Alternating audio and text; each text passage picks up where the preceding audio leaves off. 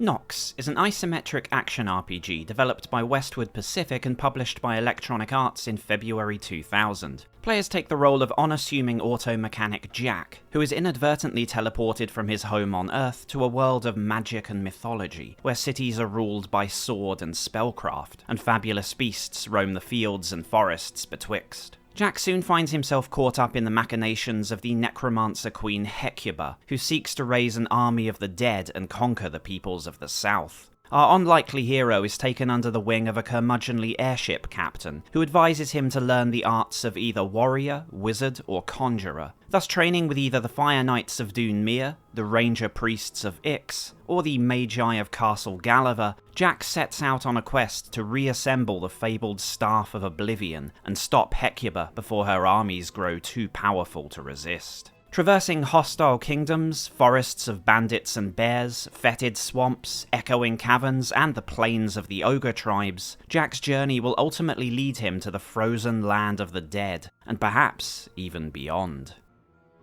Although widely considered a Diablo clone by contemporary critics, Nox was developed as a dual single and competitive multiplayer-focused title, and many of the core mechanics were shared between both modes. On top of its online deathmatch options and 3 different solo campaigns, Westwood hoped to distinguish Nox from other action RPGs with a number of technological innovations, in particular its true sight vision system, its physics-based dynamic environments, its advanced artificial intelligence, and its trademarked creative combat system, which combined extensive spell combinations with asymmetrical class balance. The game would later be expanded with a free co-op mode, Nox Quest, which scored players on how far they could progress through endless, semi-randomized dungeons before being wiped out by Hecubah and her minions.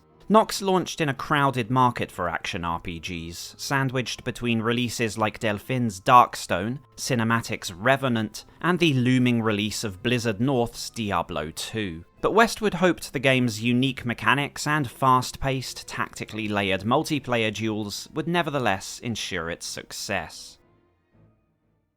Nox released 2 mildly positive reviews from gaming magazines, credited by many for its spell combos, control scheme, quirky humour, and the unusual playstyle of the Conjurer class. But it was also widely criticised for its unoriginal story, repetitive environments, lack of co-op, similarities to rival action RPGs, and alleged use of Australian voice actors. Insight magazine gave Nox 4 stars out of 5, calling it a well-polished, highly compelling gameplay experience, albeit one ripe with Diablo déjà vu. Steve Kiet felt there was little at all to dislike about the game, saying that the multiplayer was a blast, the interface and controls incredibly slick, and the story meatier than expected, though cautioned that players would love or hate the True Sight system, and that the multiplayer could be brutally unforgiving for beginners. Kiet concluded that Nox was the best Diablo clone yet, and that with a little more originality, it would have earned the magazine's highest score. Australia's PC Powerplay were also mostly positive, awarding Nox 83% and calling it a kinetic and frenetic experience, with enough thrills, spills, and light RPG-ness to put it in a class of its own. Timothy Best heaped special praise on the diversity of class options and the low-spec friendly software-rendered visual effects, though argued that the single player was too linear, that the multiplayer necessitated a fast internet connection, that the sound effects were of uneven quality, and finally that some of the NPCs sounded like Americans trying to copy an Oceanian accent. Best likened Nox to a roller coaster, arguing that the game was a great ride, but still very much on rails.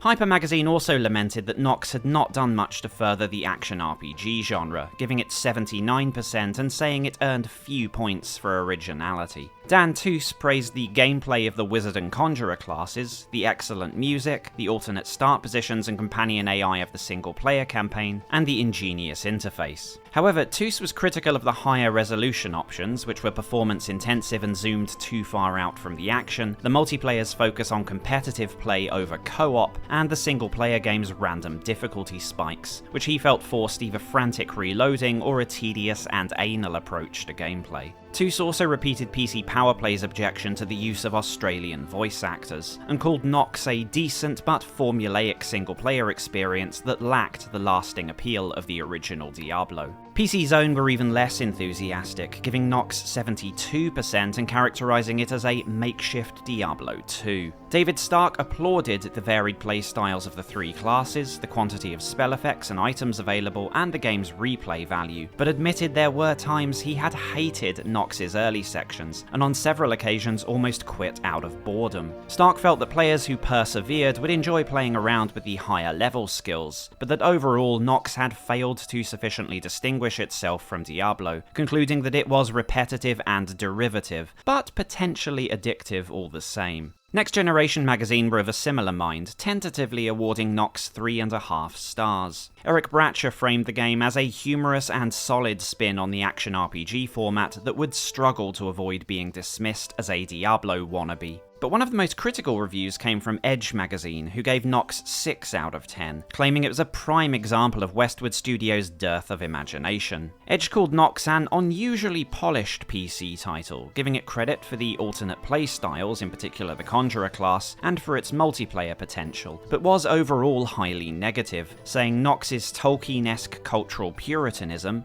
threadbare plot, lack of female character options, dated graphics, lackluster and uninspired gameplay, and underutilized technological innovations were a depressing sign that the future of video games never seemed so far away. International reviews of Nox were generally positive, with Russia's Stranai Igor awarding it 9 out of 10, and arguing that comparisons to Diablo were doing the game a disservice. Although disappointed by the scanty narrative, simplistic quests, and general lack of RPG elements, GameWorld echoed English publications in their praise of the interface and controls, dynamic environments, and, as the reviewer put it, the 90-60-90 of the game's shapely villainess. France's Joystick were similarly enchanted by Nox's fair-formed antagonist, but confessed to feeling slightly let down by the experience as a whole, giving it 88% for being, in their words, a very good game, but not quite a classic. Like Edge magazine, Joystick posited that the lack of female classes, limited character customization, and predictable hack-and-slash gameplay put paid to any pretense of Nox being a role-playing game. Still, the magazine concluded that in narrowing their scope to an action-adventure, Westwood had produced a finely tuned, fast-paced, and fun arcade experience, albeit one lacking in the strategic depth promised by its developers. Germany's PC Player gave Nox a score of 82%, saying it was a humorous, wonderfully scored, and highly detailed action-adventure, but was nevertheless still merely a very competent Diablo clone. The magazine was also one of the few to take issue with Nox's control scheme, saying it was occasionally cumbersome and awkward, and like Hyper magazine, felt that the 2D sprites were too small to see properly when rendered at higher resolutions. Finally, Argentina's Extreme PC were particularly harsh, giving Nox only 79%. The magazine argued that the innovative TrueSight system and novel multiplayer certainly deserved credit, and hoped that future action RPGs might imitate them, but that they weren't enough to redeem the bland story, shallow single-player experience, and limited role-playing options.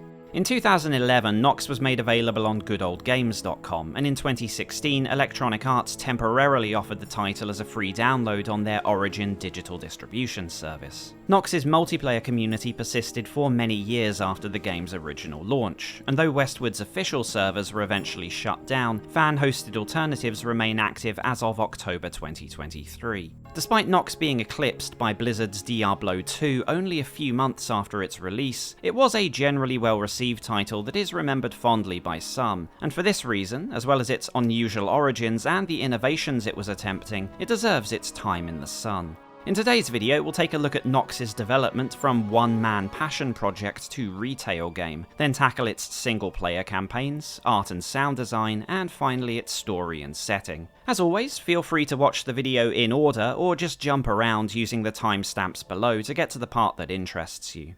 With that out of the way, let's head back in time to the early 1990s, and find out just how Nox came to be.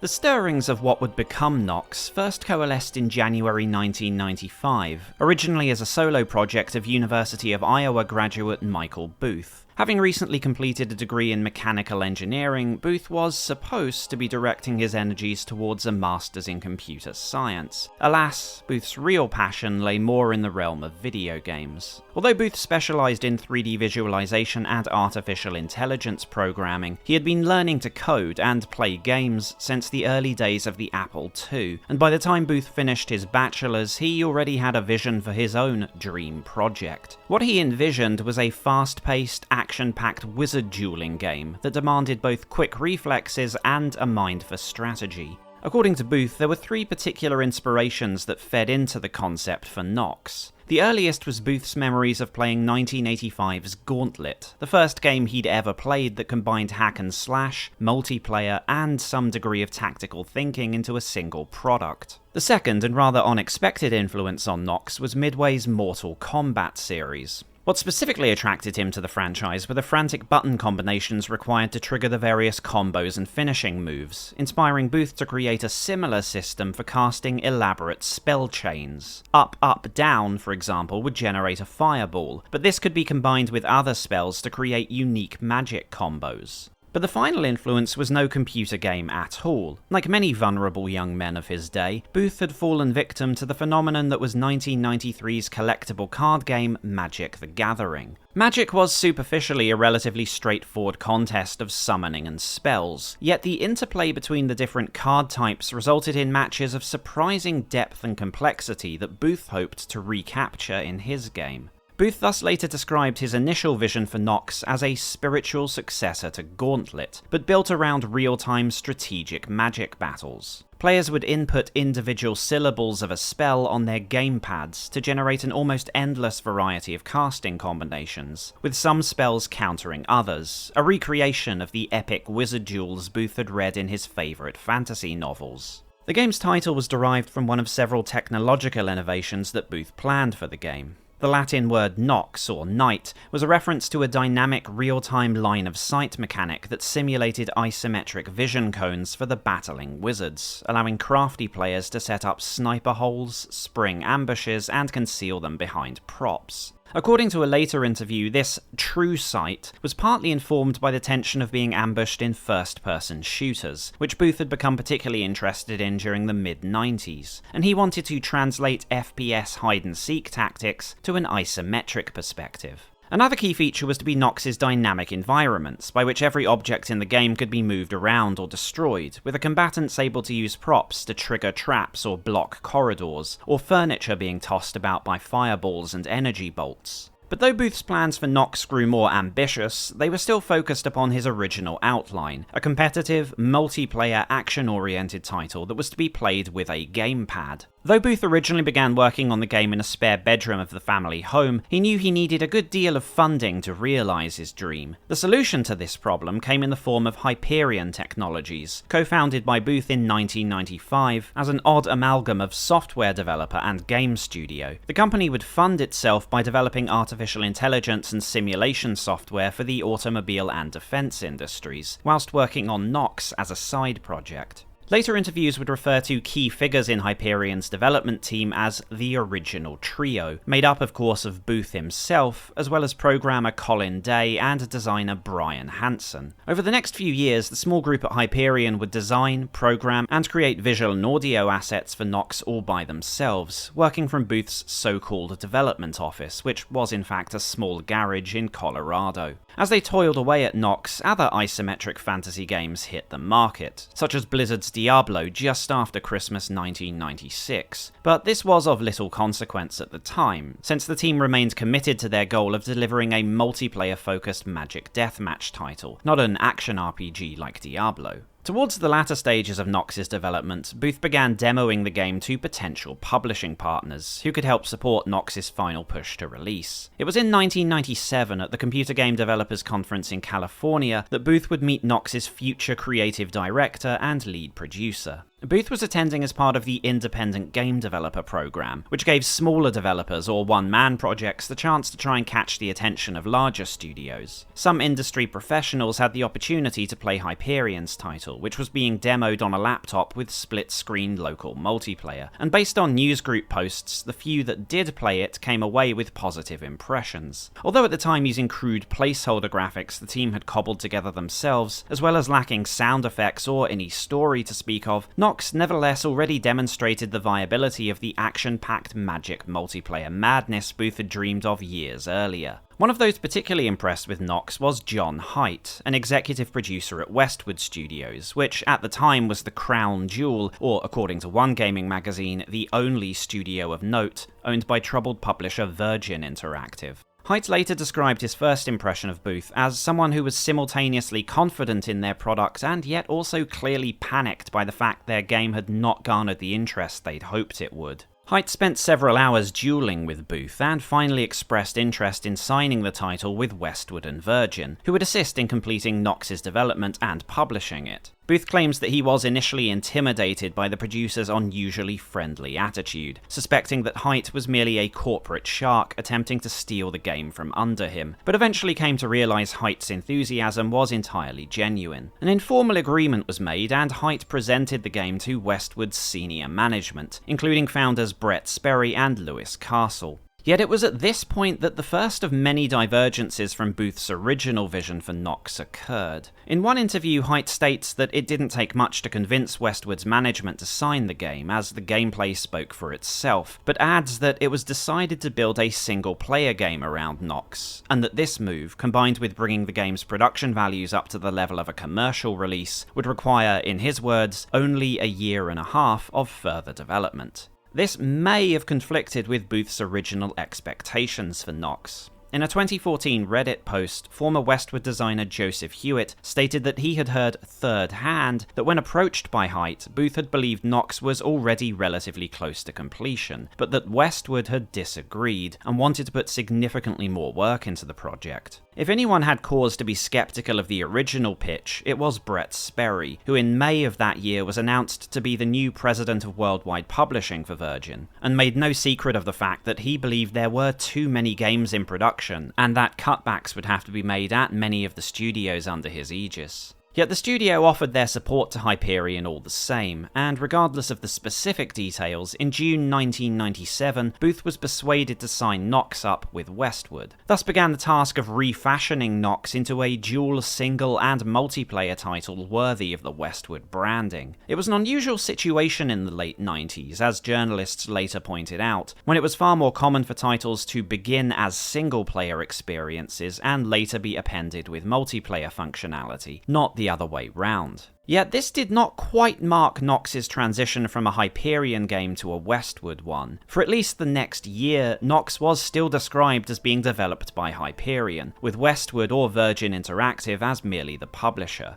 According to John Haidt, the situation was more complicated, with development initially split between a team of programmers and engineers led by Booth back at Hyperion, and a second team of SFX staff headed by Haidt over at Westwood. On top of this, both official and unofficial sources credit Heuristic Park, headed by wizardry designer D.W. Bradley, as being responsible for Nox's creature designs. Bradley and Westwood were at this time collaborating on Bradley's own passion project, Swords and Sorcery, though how and why Heuristic Park became involved with Nox is unclear. Haidt has stated that alongside internal Westwood staff, an external art team were commissioned, which may refer to Bradley's company. And besides new production values and the addition of a single-player mode, other small changes were being made to Booth's original vision. Nox was formally announced to the gaming press in early 1998, presented, as per earlier iterations, as a real-time isometric wizard battling game of strategic spell combos, complemented by a line-of-sight mechanic and dynamic destructible environments.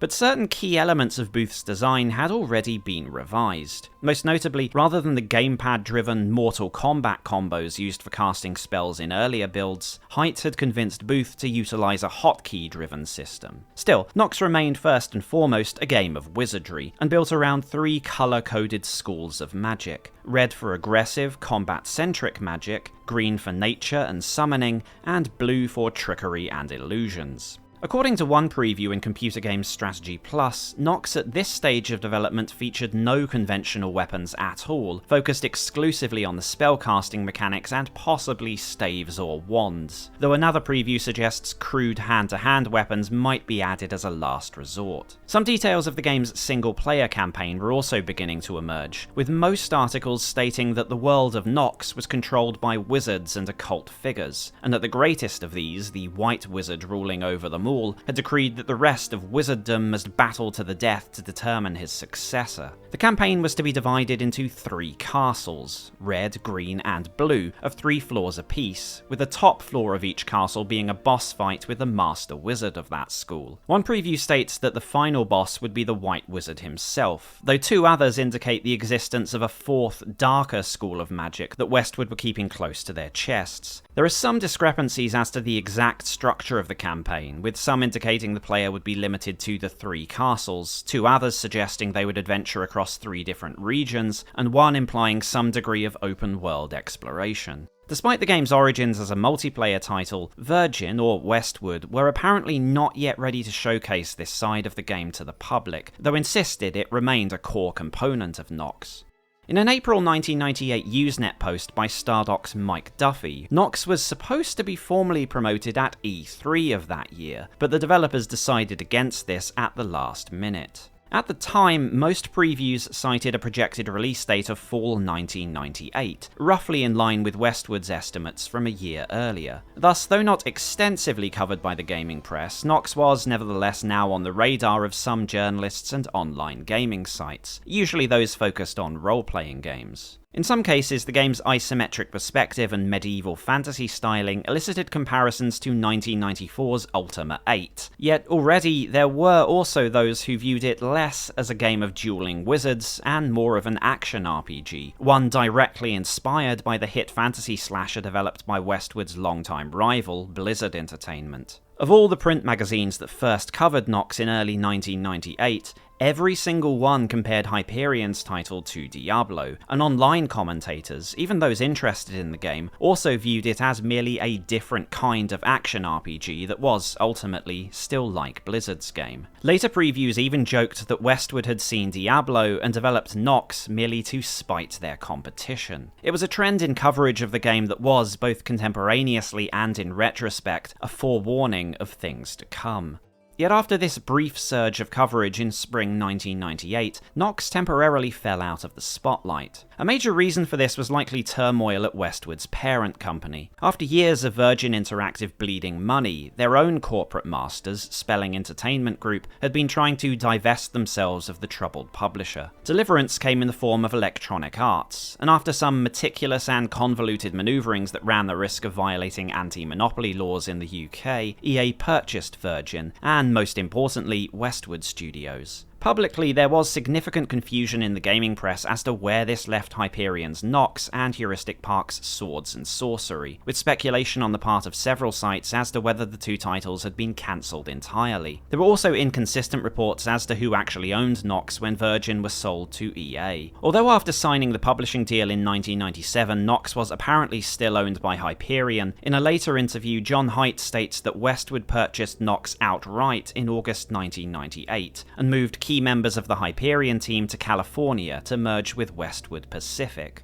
In a much later GameSpot preview, it's suggested that John Haidt and Brett Sperry decided to purchase Nox because they realised, quote, they could very well have a true Diablo killer on their hands, unquote, though it's not clear whether the author was actually paraphrasing Westwood or not. In another interview between GameRush and Hyperion's Brian Hansen, it's stated that Virgin themselves purchased the rights to Nox, and that Booth had suddenly announced, "We're moving to California. Want to come along?" And in another statement to CGO, Westwood's public relations head stated that Nox had, quote, only been under Westwood's umbrella for a month before the EA thing happened. Thus, either prior to or immediately following the sale of Virgin Interactive, Nox in its entirety, including Booth and his team, became the property of Westwood Studios, and by extension, of Electronic Arts. Although Nox remained listed in product catalogues after the purchase, official clarification as to its fate was given several months later, when Westwood reiterated that the game remained part of their upcoming lineup, technically still scheduled for a fall 1998 release. Press coverage of Nox began to pick up again towards the end of the year, with PC Gamer's December issue featuring a full-page preview. Apparently misidentifying Nox as a Virgin game that had later been acquired by Westwood, an error repeated in some other previews, the article indicated that Nox was by this point very much an internal Westwood project. Promotional shots suggest Nox was in the early stages of a visual overhaul. As though many of the sprites were carried over from the earliest builds, there appeared to be much more extensive use of advanced lighting effects. Still, mechanically, Nox was described in similar terms as previews from spring of that year, focusing on wizard battles, hotkey-driven spell combos, and the colour-coded School of Magic. Yet once again, it was repeatedly compared to Diablo, characterised for example as either a thinking man's Diablo or a strategic action-filled dungeon romp in the Diablo mould.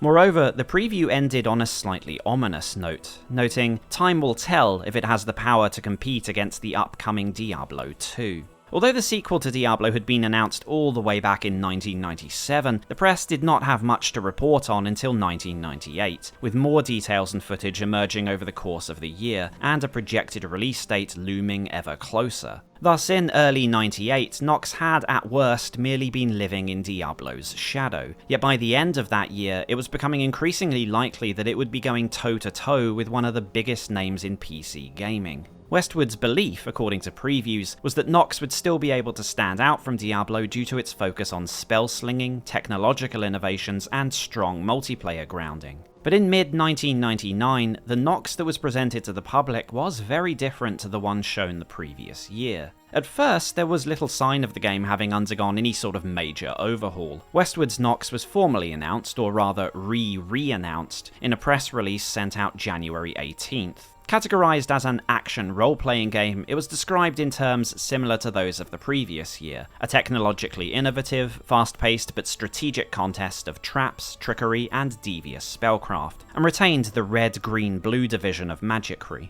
The game was to feature a, quote, epic story in which the player travelled through the three lands of Nox, but no further details were given. Yet at some point, either concurrent with or subsequent to this press release, Nox underwent substantial revisions to both its gameplay and its story. Early indications of this came in the form of previews from March and April, likely written at least a month prior to publication. Mechanically, the game was still described in similar terms as before, referencing the colour-coded magic system, the multi-floor castle campaign progression, and the story of the White Wizard's succession crisis. An online preview by Games Mania did reveal another set of innovations, randomly generated maps that would be different for each playthrough, and a random quest generator, reminiscent of the basic basic system used in Diablo and another upcoming rival, Delphine's Darkstone, although the article was otherwise in line with older previews. What was noticeably different were preview screens suggesting a new art direction for Nox, showing what appeared to be several varieties of male and female character models, and more importantly, an increased emphasis on conventional weapons like swords, axes, and bows. Though these were described as merely secondary options, with magic still the focus, it was an early sign that Nox was beginning to drift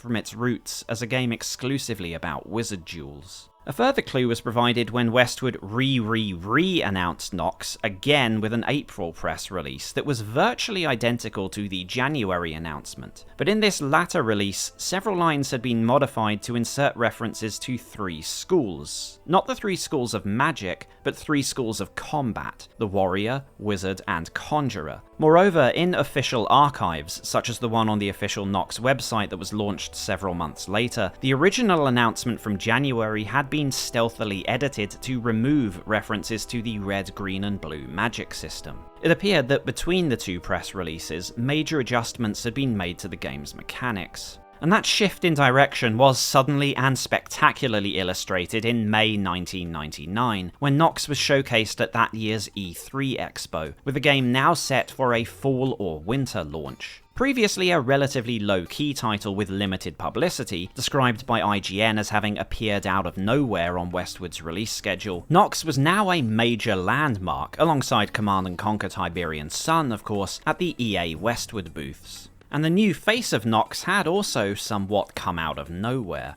Gone were the magic castles and the White Wizard's deadly right of succession that had been discussed only a month or 2 prior, and in their place was Hecubah, Queen of the Undead. Nox's single-player campaign now revolved around Hecubah as the sultry evil menacing the lands of Nox, and the character of Bob, a 20th century everyman who ends up, via some cosmic joke, as the only man standing in the evil necromantric's way. But the schools of wizardry were being sidelined in a more mechanical sense as well, because the whole concept of the colour-coded spell system had been demolished. Built atop its ruins was a somewhat more conventional ARPG class division, in that rather than playing as a wizard and picking from different schools of magic, players would now choose either a warrior, a wizard, or a conjurer, with the latter 2 classes inheriting piecemeal certain aspects of the old spell schools. This seemed to represent a break with the concept of Nox as a wizard dueling sim, but Westwood, Haidt, and Booth all insisted the game remained focused on strategy and spellcraft, or in the warrior's case, skillcraft, and that the 3 classes were being carefully balanced to ensure the interplay between their different abilities facilitated both instant action and tactical challenge. The True Sight system remained a highlight of the game's E3 marketing, as did its dynamic environments, and Westwood confirmed earlier reports of some degree of randomization in quests and dungeon layout, which they formally dubbed and apparently trademarked as the Quest Generation System, or QGS.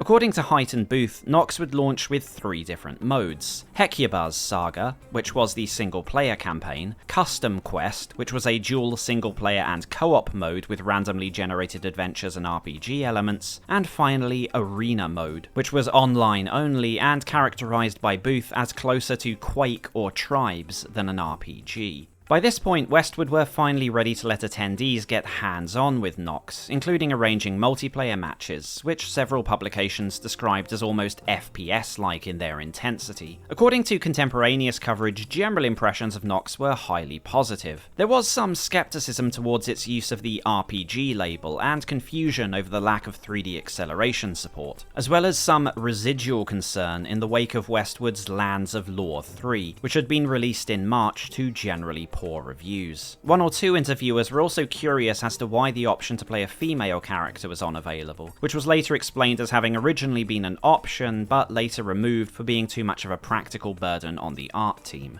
But those who viewed the game at E3 typically came away with good impressions, especially intrigued by the 32-player online mode and less conventional abilities used by the Wizard and Conjurer, with Cindy Vannis arguing that multiplayer would clearly be the true star of Nox. Several publications publications, online and off, described it as one of the most surprising titles present at E3 that year, with Game Pre jointly awarding Nihilistic's Vampire the Masquerade and Nox the Best Game of E3 award, RPG Vault's John Rick calling its reception exceptional, and others labelling it as the show's biggest sleeper hit. It wasn't just fan sites and journalists that expressed interest in the game, as Black Isle marketing head Greg Peterson mentioned Nox as the biggest surprise of the show, whilst Lee Clare, a producer on Orphagram's JRPG-esque Silver, was also pleasantly blindsided by its appearance at E3. There's no doubt a good deal of positive attention was also lavished on the decision to promote Nox with a striking female model in the guise of the game's villainess, a tactic that would be utilised repeatedly throughout Nox's marketing campaign. Described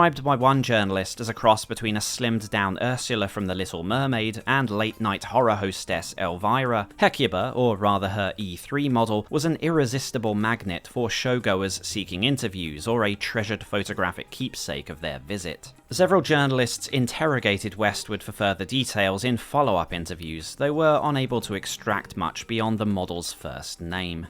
But the Queen of the Undead was, unfortunately for Westwood, not the only potential showstopper at E3 1999, as Blizzard were also demoing Diablo II. It was impossible for Nox to escape further comparisons to its de facto competitor, and it was constantly described, even in positive previews, as a Diablo clone, Diablo killer, or Westwood's David to Blizzard's Goliath sequel, despite the publisher's desperate attempts to distinguish it as otherwise. One preview argued that had Diablo II not been present at E3, where it earned the lion's share of awards in the action RPG category, Nox would undoubtedly have been leader of the pack. It hardly helped that both Delphine's Darkstone and Cinematic's Revenant were also releasing in 1999, fueling the perception that Nox was merely part of a wave of copycats riding Blizzard's coattails. Facing down Diablo 2 was not, as PCXL pointed out, a battle any developer would relish. Even Stardock founder Brad Wardell, who shared his extremely positive impressions of Nox on Usenet, predicted that Westwood's game would likely be crushed if it released too close to its big-name rival. Wardell mused that though Nox looked fantastic, and on its merits could easily match the qualities of its nemesis, the fact was that even in the Stardock offices, the Diablo franchise was practically a pseudo-religion, and Nox had no chance to compete with Diablo 2's marketing or brand recognition.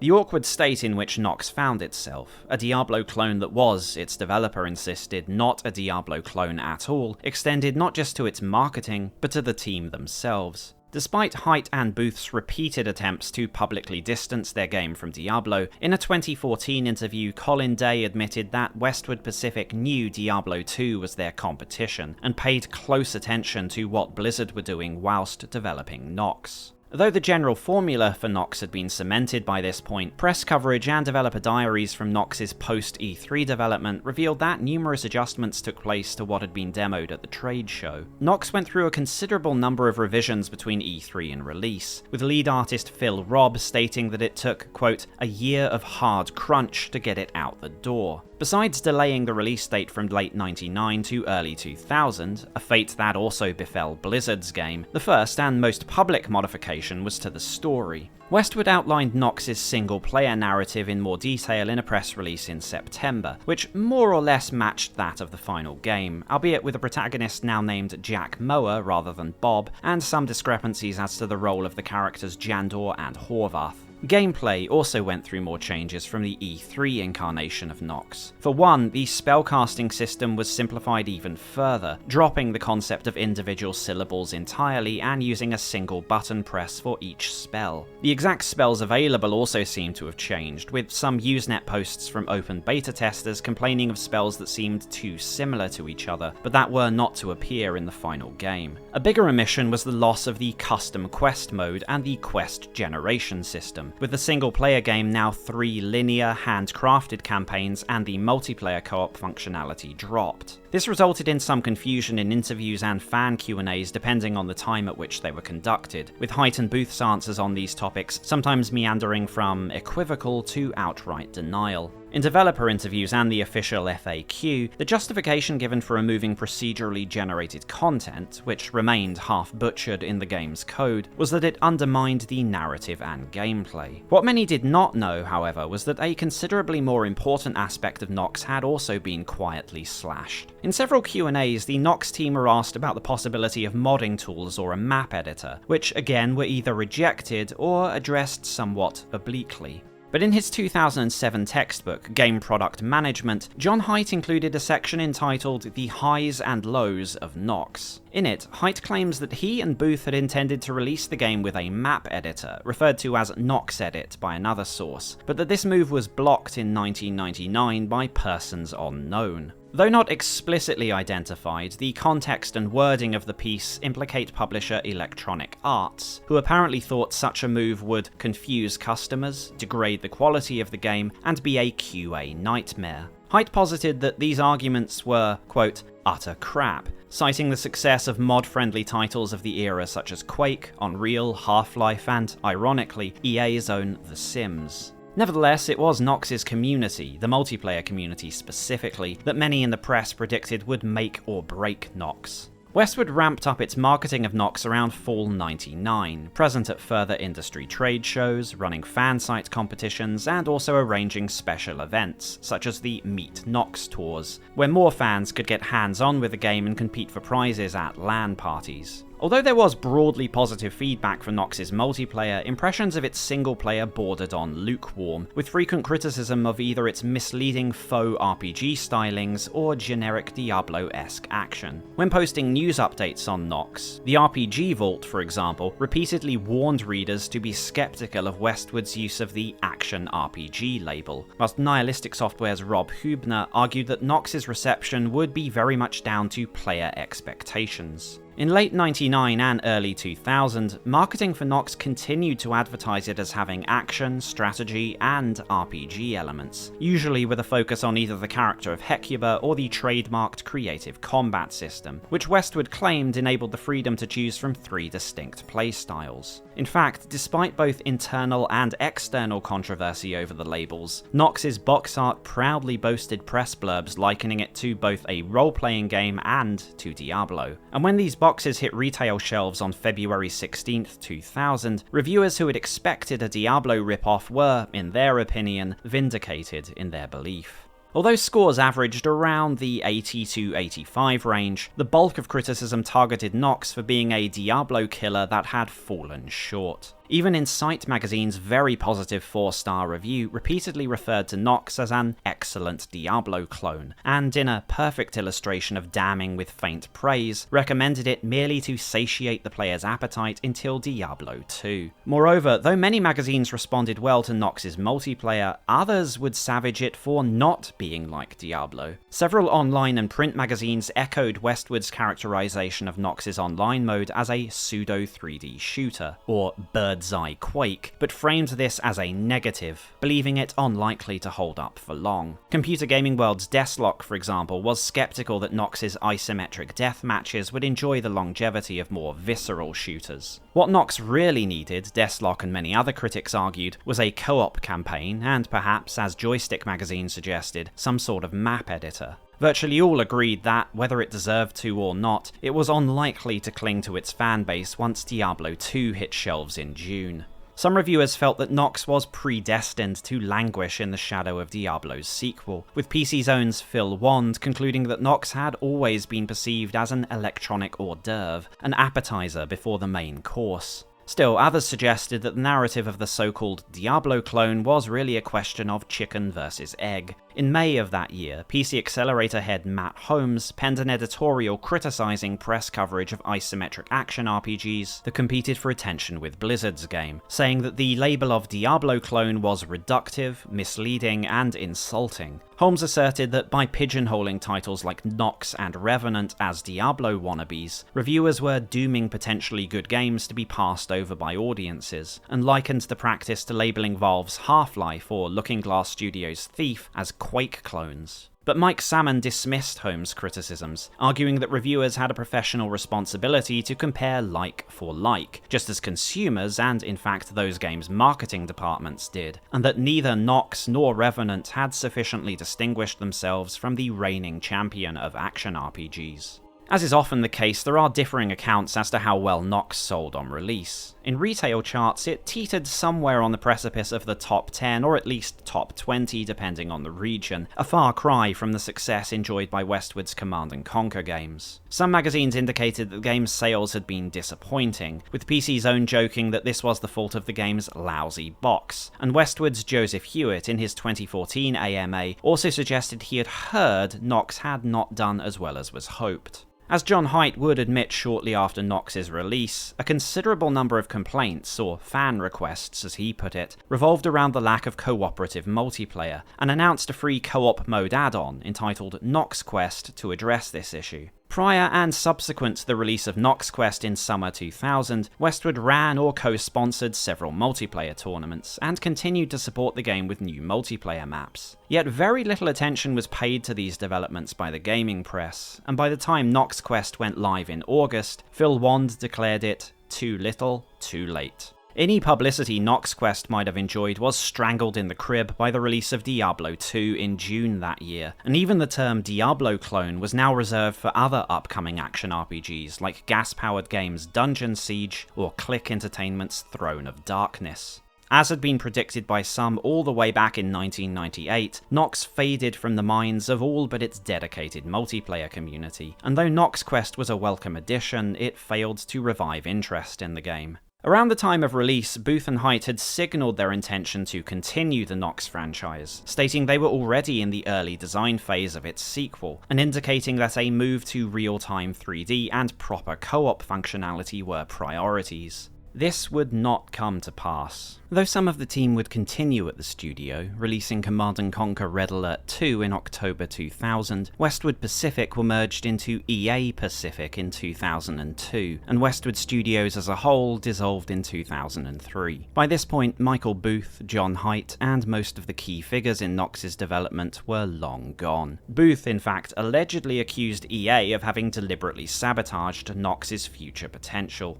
In a 2012 post on the Nox subreddit, a user going by Paul Wipe claims to have had an email with Nox back in 2003. In it, Booth apparently pegged Nox's sales figures at approximately 600,000 copies, and blamed the death of the franchise on the decision to block the release of editing tools, as well as its inability to escape comparisons to Diablo. The email continued by accusing company management of having, to paraphrase, dumped Nox Quest on the net as a free add-on with no press at all. The purported email added that by the time he had left EA, it was clear to Booth that, despite solid sales and strong review scores, the Nox franchise was done for. Paul Wipe has vouched for the authenticity of the exchange as of September 2023, and genuine or not, the email echoes John Haidt's comments in his book, attributing Nox's limited success to competition from Diablo II, the cancellation of its editing tools, and a lack of support from upper management. Despite the game quickly fading into obscurity, its small but dedicated fan community continue to support Nox with unofficial patches, map-making tools, custom levels, and even a source port entitled Open Nox, which is actively supported as of October 2023. In 2016, Nox programmer Colin Day released Rogue Wizards, a turn-based indie dungeon crawler which he described as being inspired by both Diablo and Nox, whilst attempts at fan remakes of Nox have also cropped up over the years, the most recent being Project Glaurung, a multiplayer-focused wizard dueling action RPG being made in Unreal Engine 5.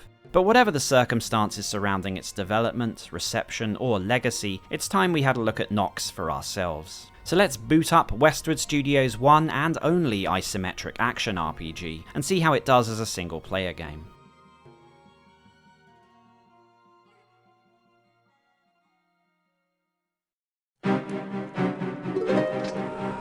I don't.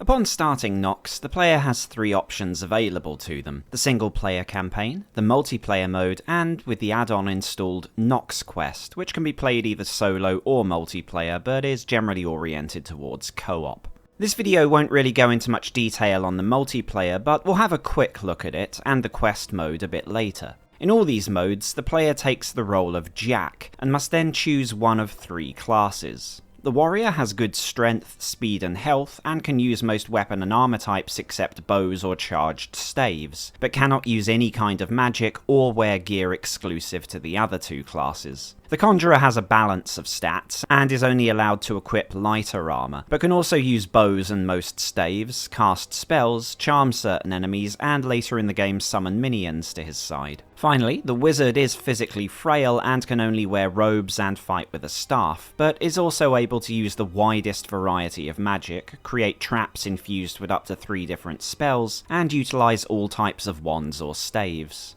In the single-player mode, each class's equipment and abilities are not available from the outset, but slowly introduced to them throughout the campaign, and the structure of this campaign also differs slightly depending on their class. But whichever class the player chooses, the first chapters of the game involve learning the basics of gameplay and joining their respective faction. As a warrior, Jack starts outside the fortress of Dunmere, and must find an ally to sponsor his entry to the Warlord's Gauntlet, completion of which earns him a place in the ranks of the Fire Knights. As conjurer, he begins in the village of Ix, and must seek out the master conjurer Aldwin, who tasks Jack with a rescue mission to the nearby mana mines. And if he chooses the path of wizard, Jack is taken to the home of the Archmage Horvath, who bids him seek out his missing apprentice, and then sends him on to Gulliver Castle to learn the arts of magic. For all 3 classes, the basic controls are the same. Jack is controlled via the mouse and keyboard, turning towards wherever the mouse cursor rests, attacking with the left mouse button, moving with the right mouse button, and jumping with the spacebar. The left button is also used for picking up objects, talking to NPCs, or activating switches, which is reflected by the symbol shown on the cursor, whilst simply holding down the right mouse button will cause Jack to keep moving in whatever direction the cursor lies, and depending on how far from Jack the cursor is, he will either walk or run. However, the environment itself plays a role in Jack's movements. Aside from dangerous terrain like lava, trapped pressure plates, and manholes that can drop Jack into unenviable situations, many objects in the environment are governed by the laws of physics. Small objects like rocks or debris can be tossed about by explosions, whilst larger props like bookcases or boulders can also be moved if enough force is applied to them, and might conceal switches or hidden passages. As Jack ventures around the environment, wandering into caves, smashing barrels or slaying enemies, he'll stumble across plenty of loot. Aside from gold, the basic items Jack picks up range from weapons and armor, which will be equipped automatically or swapped out in the inventory screen, apples and meat, which restore lesser or greater amounts of health, and health, mana, or antidote potions, which are automatically assigned to either the X, C, or Z keys, though there is a limit to how many consumables can be carried, and a maximum weight for the inventory as a whole. These items will either be lying around on the floor, found in chests, bags, or barrels, or perhaps hidden behind destructible walls. Initially, Jack will mostly run into weaker varieties of wildlife, or the diminutive urchins, who can only menace him with simple, low-damage melee or ranged attacks, though even these enemies use simple tactics like retreating to a safe distance or fleeing when badly injured. As Jack advances further, enemies become more varied and dangerous, as they may inflict status effects like poison, which can only be cured with an antidote or hallucinogenic mushroom, cast spells, from lightning to teleport to meteor, and share some of the player's abilities, such as summoning allies or blocking attacks. Jack will have to vary his equipment and tactics to best match his foes' strengths and weaknesses.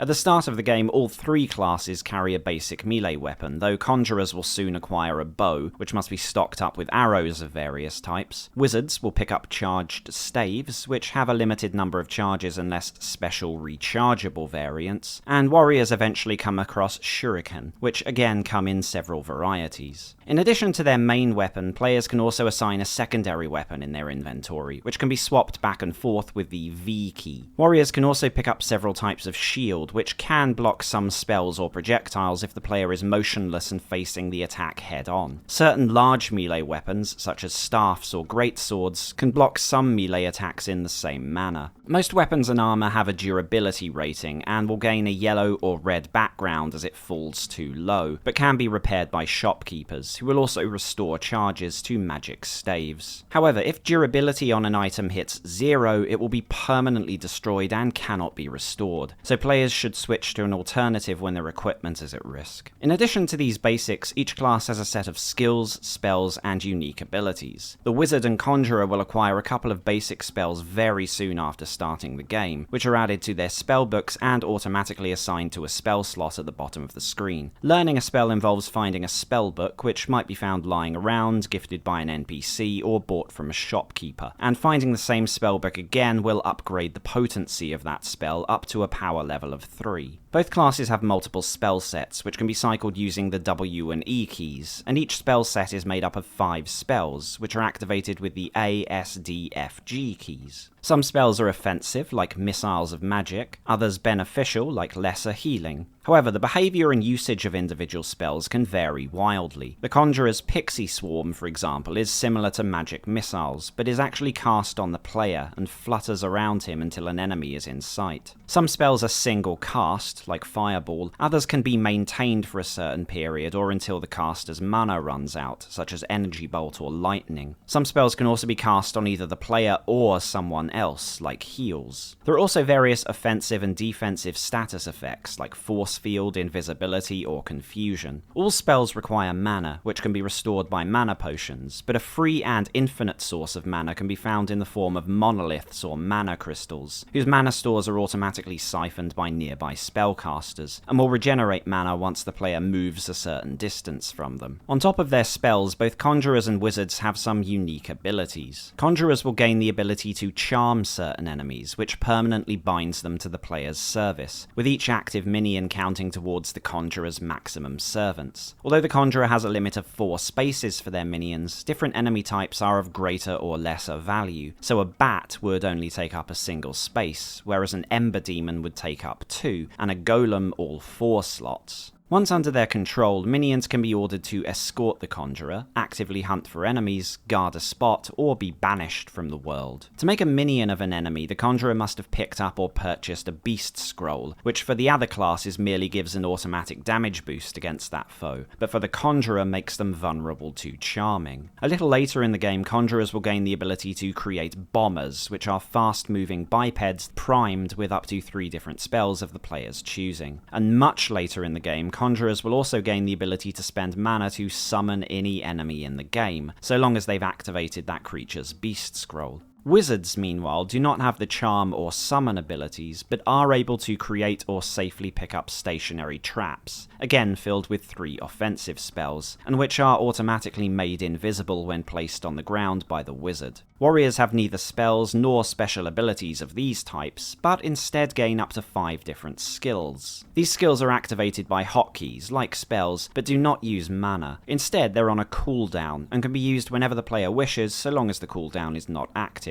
The first skill acquired by the warrior is Berserker Charge, whereby the warrior rushes an enemy for massive damage, but will leave them dazed if they miss and hit an obstacle. The second is Warcry, which can root or confuse lesser enemies, but also deactivates certain spell effects and temporarily disables spellcasting. Later, the warrior also gains the ability to harpoon enemies and drag them towards him, a stance for stepping safely across certain traps, and a special vision mode for spotting invisible foes. Furthermore, although not strictly a special ability, late in the game the warrior will begin finding chakrams. These boomerang-like discs have no ammo requirement, and after a few bounces will return to the player's hand, or picked up where they fell if blocked by an obstacle. Searching around will also reveal a few different types of chakram, such as lightning or fire-infused discs. This covers the general mechanics of gameplay for the 3 classes. The campaign as a whole is loosely structured into a mix of dungeon crawling, outdoor exploration, and hub areas with NPCs and shops, although the latter might better be described as pit stops rather than hubs. The majority of Nox involves the player exploring caves, dungeons, or wilderness, slaughtering enemies, looting treasure, breaking open walls to find secret areas, and earning experience. Once Once the player earns enough experience, they level up, which does not involve any agency on the part of the player. Warriors automatically gain significant health, strength, and speed bonuses, wizards a major bonus to their magic and marginal boosts to their other attributes, and conjurers a moderate increase to all of their stats. At various points throughout the campaign, all three classes will visit towns and villages, where they can make use of various merchants and occasionally pick up a minor side quest. Although the majority of NPCs will only offer the player background lore or clues, a handful can assign him a small task to complete. The most common of these involves venturing outside the settlement and retrieving an item, but a few involve partaking in activities closer at hand. Aside from these, Jack can loot most of the houses without repercussion, and perhaps stumble across a secret or two. The player should be careful how far they progress in the main quest, as there are several points of no return in Nox, whereby the player's access to previous dungeons and settlements will be cut off entirely. Jack will, however, periodically run into the gypsy Loprock throughout the campaign, who can offer shopkeeping and repair services even in some of the most inhospitable locations. This broad framework applies to all three classes, but there are various points in the campaign where their routes will diverge or overlap, or occur in a slightly different order. After completing the initial tasks for his faction, Jack will always end up in the undead-infested Tomb of Valor, where he meets Hecubah,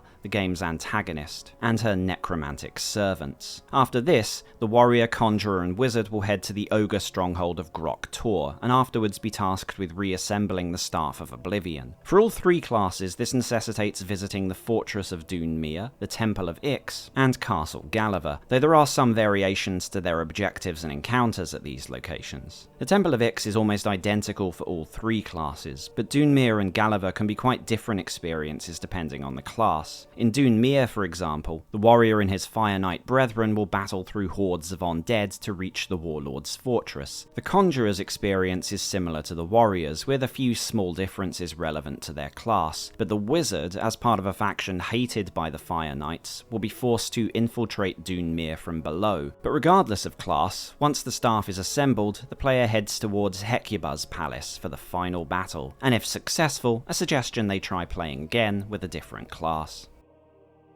The other mode available to solo Nox players, as well as those interested in co-op, is Nox Quest. The structure and mechanics of this mode differ in many ways from the single-player campaign. As usual, players start as Jack and choose their class, but there is a certain degree of randomization as to what happens next. Nox Quest consists of 8 massive levels based on locations from the single-player campaign, with the player's goal being to make their way to the exit portal. Each level is full of monsters, secrets, and loot, and progression requires some puzzle solving and key hunting, but there's also a degree of randomization to what's present each time that level is generated, up to and including where the exit portal is located, as well as a few other potential modifiers, such as light or dark variations of some maps. Although a handful of enemies, such as mini-bosses, are only spawned once at the start of the level, the majority of foes in Nox Quest continually spawn from gauntlet-like obelisks, which churn out fresh creatures when players are nearby, and won't relent until they're destroyed. Players should have little issue fighting their way through the first map, as their health and damage output, even as a wizard, vastly outstrips that of enemies, and even some of the most dangerous enemies of the campaign mode, such as mimics, pose minimal threat to the player. The reason for this is that Nox Quest's 8 levels are all affected by the stage system, effectively the difficulty mode, which starts at stage 1 and increases each time the player completes a map. The stage rating influences everything from player and monster damage to the effectiveness of traps to how fast monster generators spawn new enemies, and from stage 5 onwards there's also a chance that Hecubah and her minions will spawn into the map. As the difficulty increases, players are at greater risk of dying, which is where the Soul Gate and Ankh system comes in. Soul Gates are effectively waypoints, and when a player dies they spawn back at the last Soul Gate they touched, at the cost of one of their Ankhs. Should the player die with no Ankhs remaining, they will lose some of their skills, spells, and equipment, so extra Ankhs are one of the rarest and most valuable consumables in Nox Quest. Once the player finds the exit portal and steps through, they are transported to a new map, where they can use the merchant and make use of any remaining gold or silver keys before running the gauntlet again. The player cannot save in Nox Quest, and though their character's progress and inventory is logged after completing a map, reloading the character will return them to the first stage of difficulty. It's only after hitting stage 5 and above that characters will be allowed to make use of a special portal that warps them to the higher stages in increments of 5. In co-op mode, there must be at least one player present who has reached or exceeded that stage, with stage 20 being the maximum difficulty players are allowed to jump to. There is no specific endgame to Nox Quest. So long as the player or players keep going, they will run one of the 8 maps at an increasing level of difficulty until they quit or die for good, and their incentive is thus simply to improve their characters or reach the highest score possible at the end of each map. Nox Quest is thus effectively an infinite dungeon mode for those who enjoy the classic ARPG staples of treasure hunting, trap dodging, and monster genocide. Finally, as mentioned before, this video won't dwell on Nox's once very popular multiplayer mode, but we will go over the basics quickly. As usual, players personalise their Jack and pick a class, though unlike in solo mode, Jack begins at level 10 with a full complement of skills or spells. Each character created in multiplayer can be saved, in the sense any customisations made to their spell sets and such will be recorded. Nox's multiplayer is similar to that of a first or third person shooter, usually corresponding to traditional game modes like Deathmatch, Capture the Flag, and Last Man Standing, but with a couple of slightly more quixotic options like Flag Ball. There are also a range of possible options to customize each match, such as limiting participants to certain in-game resolutions, what pickups and power-ups are available, and so on. When joining a hosted game, multiplayer participants can first spawn in a sort of in-game waiting room, where they can wait for the host to set up the match, and then get into the game proper. Finally, it should be noted that Westwood servers were shut down several years after Nox's release, but a small community still exists, so those interested in any sort of multiplayer beyond LAN parties will need to look into fan-made alternatives, which we'll talk about later on in the video.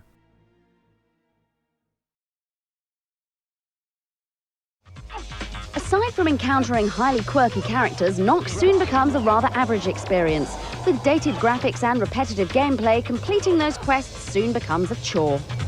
However, you do get to choose to play as a wizard, warrior, or best of all, a conjurer. But whilst this certainly gives Nox some added depth, we suggest you wait for the amazing Diablo II to appear.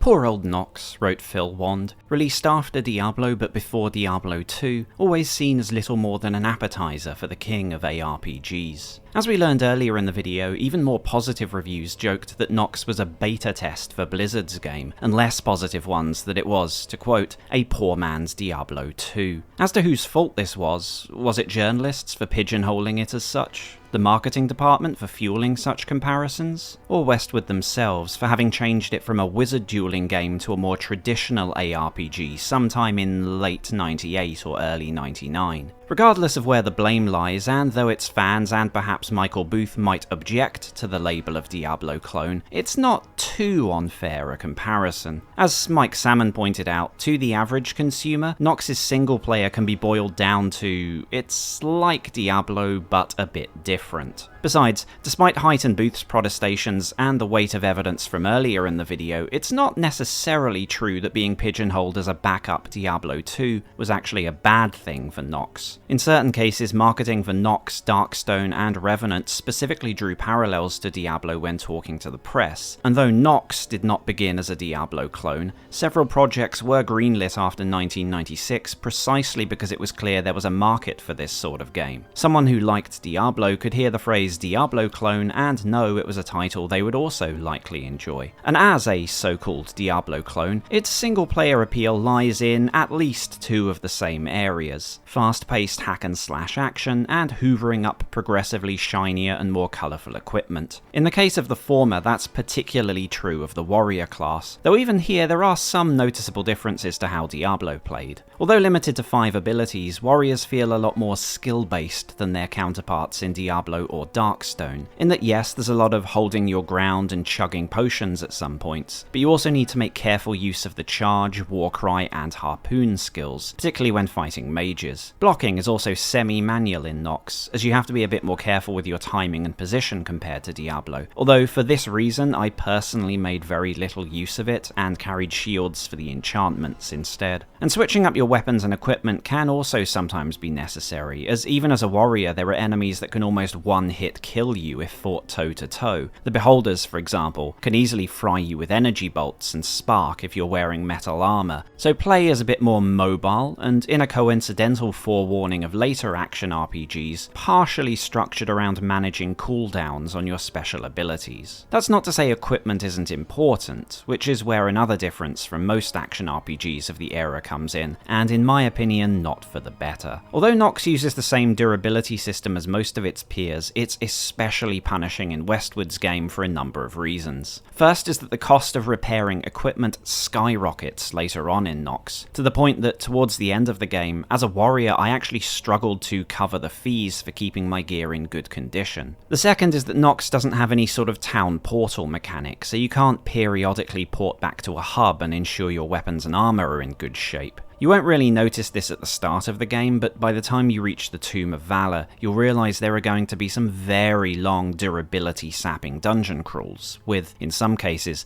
no access at all to earlier blacksmiths due to passing a point of no return. This affects all three classes, but disproportionately inconveniences the melee-focused warrior. The warrior's recourse is that, as the class with the widest range of conventional weaponry, in most but not all cases he can find low-quality replacements from enemies or better gear from bosses and loot. Still, this doesn't really outweigh the advantages held by the wizard and the conjurer, who also have this problem, but whose innate spells and special abilities are more important, and this means you can go through some parts of the game with an absolutely ridiculous patchwork of half-broken gear until you reach the next merchant. Based on pre-release screenshots of Nox, there was some kind of blacksmithing or repairing ability for the warrior, and although there's still evidence of this left in the game files, it was removed for some reason. Hypothetically, there is an advantage to this approach, since it can make dungeon crawls feel a bit more like real dungeon crawls, without the casual conveniences that have become standard in ARPGs. It didn't work that way for me though, as I didn't really feel like I was doing anything particularly different to any other Diablo clone, like having to stock up on supplies or something. It's an odd mix of casual and hardcore mechanics that I don't think really benefits either approach, something that was also a problem in Delphin's Darkstone, though some may have had a different experience. There is one feature of Nox that takes a little of the edge off this problem, though for the same reason introduces another, at least for the warrior. Around halfway through the game, all classes will pick up the first part of the Staff of Oblivion, which is sort of like a halberd, and the staff will gain bonuses as the story develops. For the warrior, the staff is a very useful item, as even on upgraded it's already fairly powerful, enchanted, and most importantly indestructible. That doesn't render other weapons totally useless. It lacks critical features like fire or flame damage, but it does make the staff one of the best standby weapons in the game. After acquiring the staff, one of the big selling points of the warrior, being able to use almost all the different weapons in the game, becomes almost meaningless outside of specific situations, especially once the staff gains life stealing. As a warrior then, Nox is very much the traditional 90s isometric ARPG, perhaps a bit more mobile and skill-based, and the campaign as a whole perhaps a bit more linear than Diablo or Darkstone or even the story-driven Revenant. And I'm assuming, without direct evidence, that was the entire point of the warrior, to make Nox more appealing to traditional ARPG fans. But what of the wizard and conjurer, the orphans of Nox's earlier wizard battling incarnation? The wizard is the most direct inheritor of the 95 to 98 builds, when tactical magic duels were the focus, and you might assume they would feature the most original mechanics of the three classes. Well, ironically enough, quite a few reviewers did not think the wizard's playstyle all that unconventional, with a couple saying it just felt like playing a sorcerer in Diablo. I don't think that's completely true. Once again, wizard play in Nox is considerably faster paced and more mobile than the 1996 game, and has some quite interesting magic magic combinations. But you can certainly see why reviewers might reduce it to the level of, it's Diablo again. I think the biggest factor here is that a lot of the wizard's hypothetical novelty comes from the theory that they're supposed to be engaging in fast-paced but tactical spell slinging, with one spell countering another spell, layers of reversals and magic negation and elemental protection and mana draining and so forth.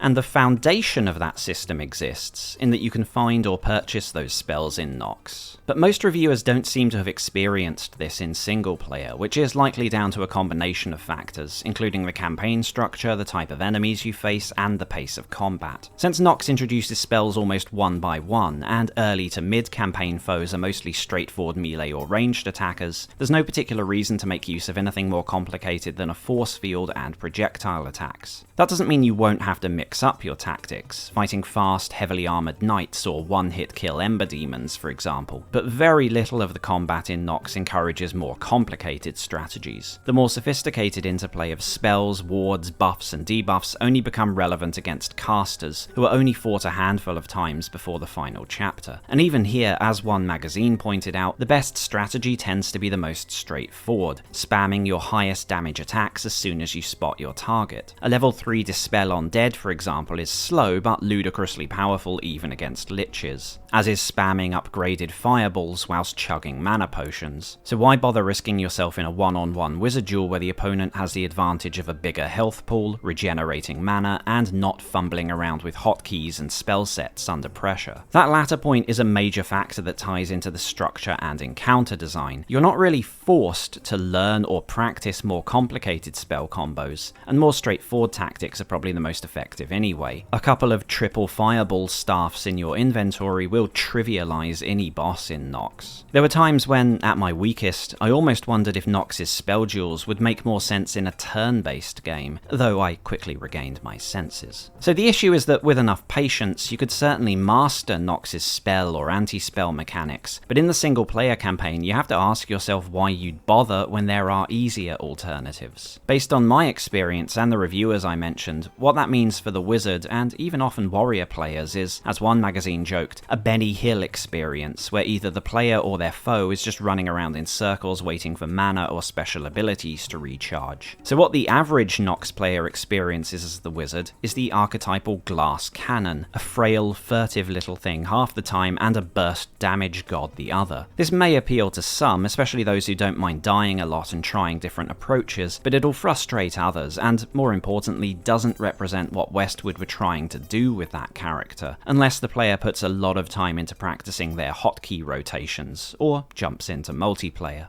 So it wasn't the wizard who most closely matched Booth's original vision of Nox, but the conjurer that reviewers at the time credited as the game's most novel class. The idea of a summoning class might not raise any eyebrows among ARPG players today, but it was considered quite remarkable in February 2000, especially when you consider the fact that a reviewer encountering Nox wouldn't necessarily have played every fantasy ARPG or RTS of the day with vaguely similar features. The Conjurer is interesting because they're already a skirmish or ranged-oriented class, so when you bring the ability to distract enemies with your minions and charm enemies whilst on the move, you have quite a few options available in combat without the immediate pressure of having enemies bearing down on you, as you do with the Wizard. Combine this with the spell-bloated bombers you get about a quarter into the game, and eventually the summoning ability, and Conjurers are never without a good range of tactical approaches. Playing as a Conjurer also means Beast Scrolls, an otherwise fairly unimportant pickup, are now extremely useful, potentially turning a tough chapter into a breeze. Thus, Conjurers actually have something very valuable to spend their money on in shops, making them consider purchases a bit more carefully, and have more incentive to go exploring for secrets. You see, another of the problems with Nox's long dungeons, potion limit, and lack of convenient merchants is that as a warrior or wizard, secret hunting sometimes feels like a huge waste of time. You might have to waste potions or blunt your sword on a few minor enemies in exchange for a handful of gold or a potion that you didn't need in the first place. I didn't run the numbers, but I'm fairly certain the amount of durability damage incurred finding certain secrets would actually cost more than the loot rewarded at the end. Obviously,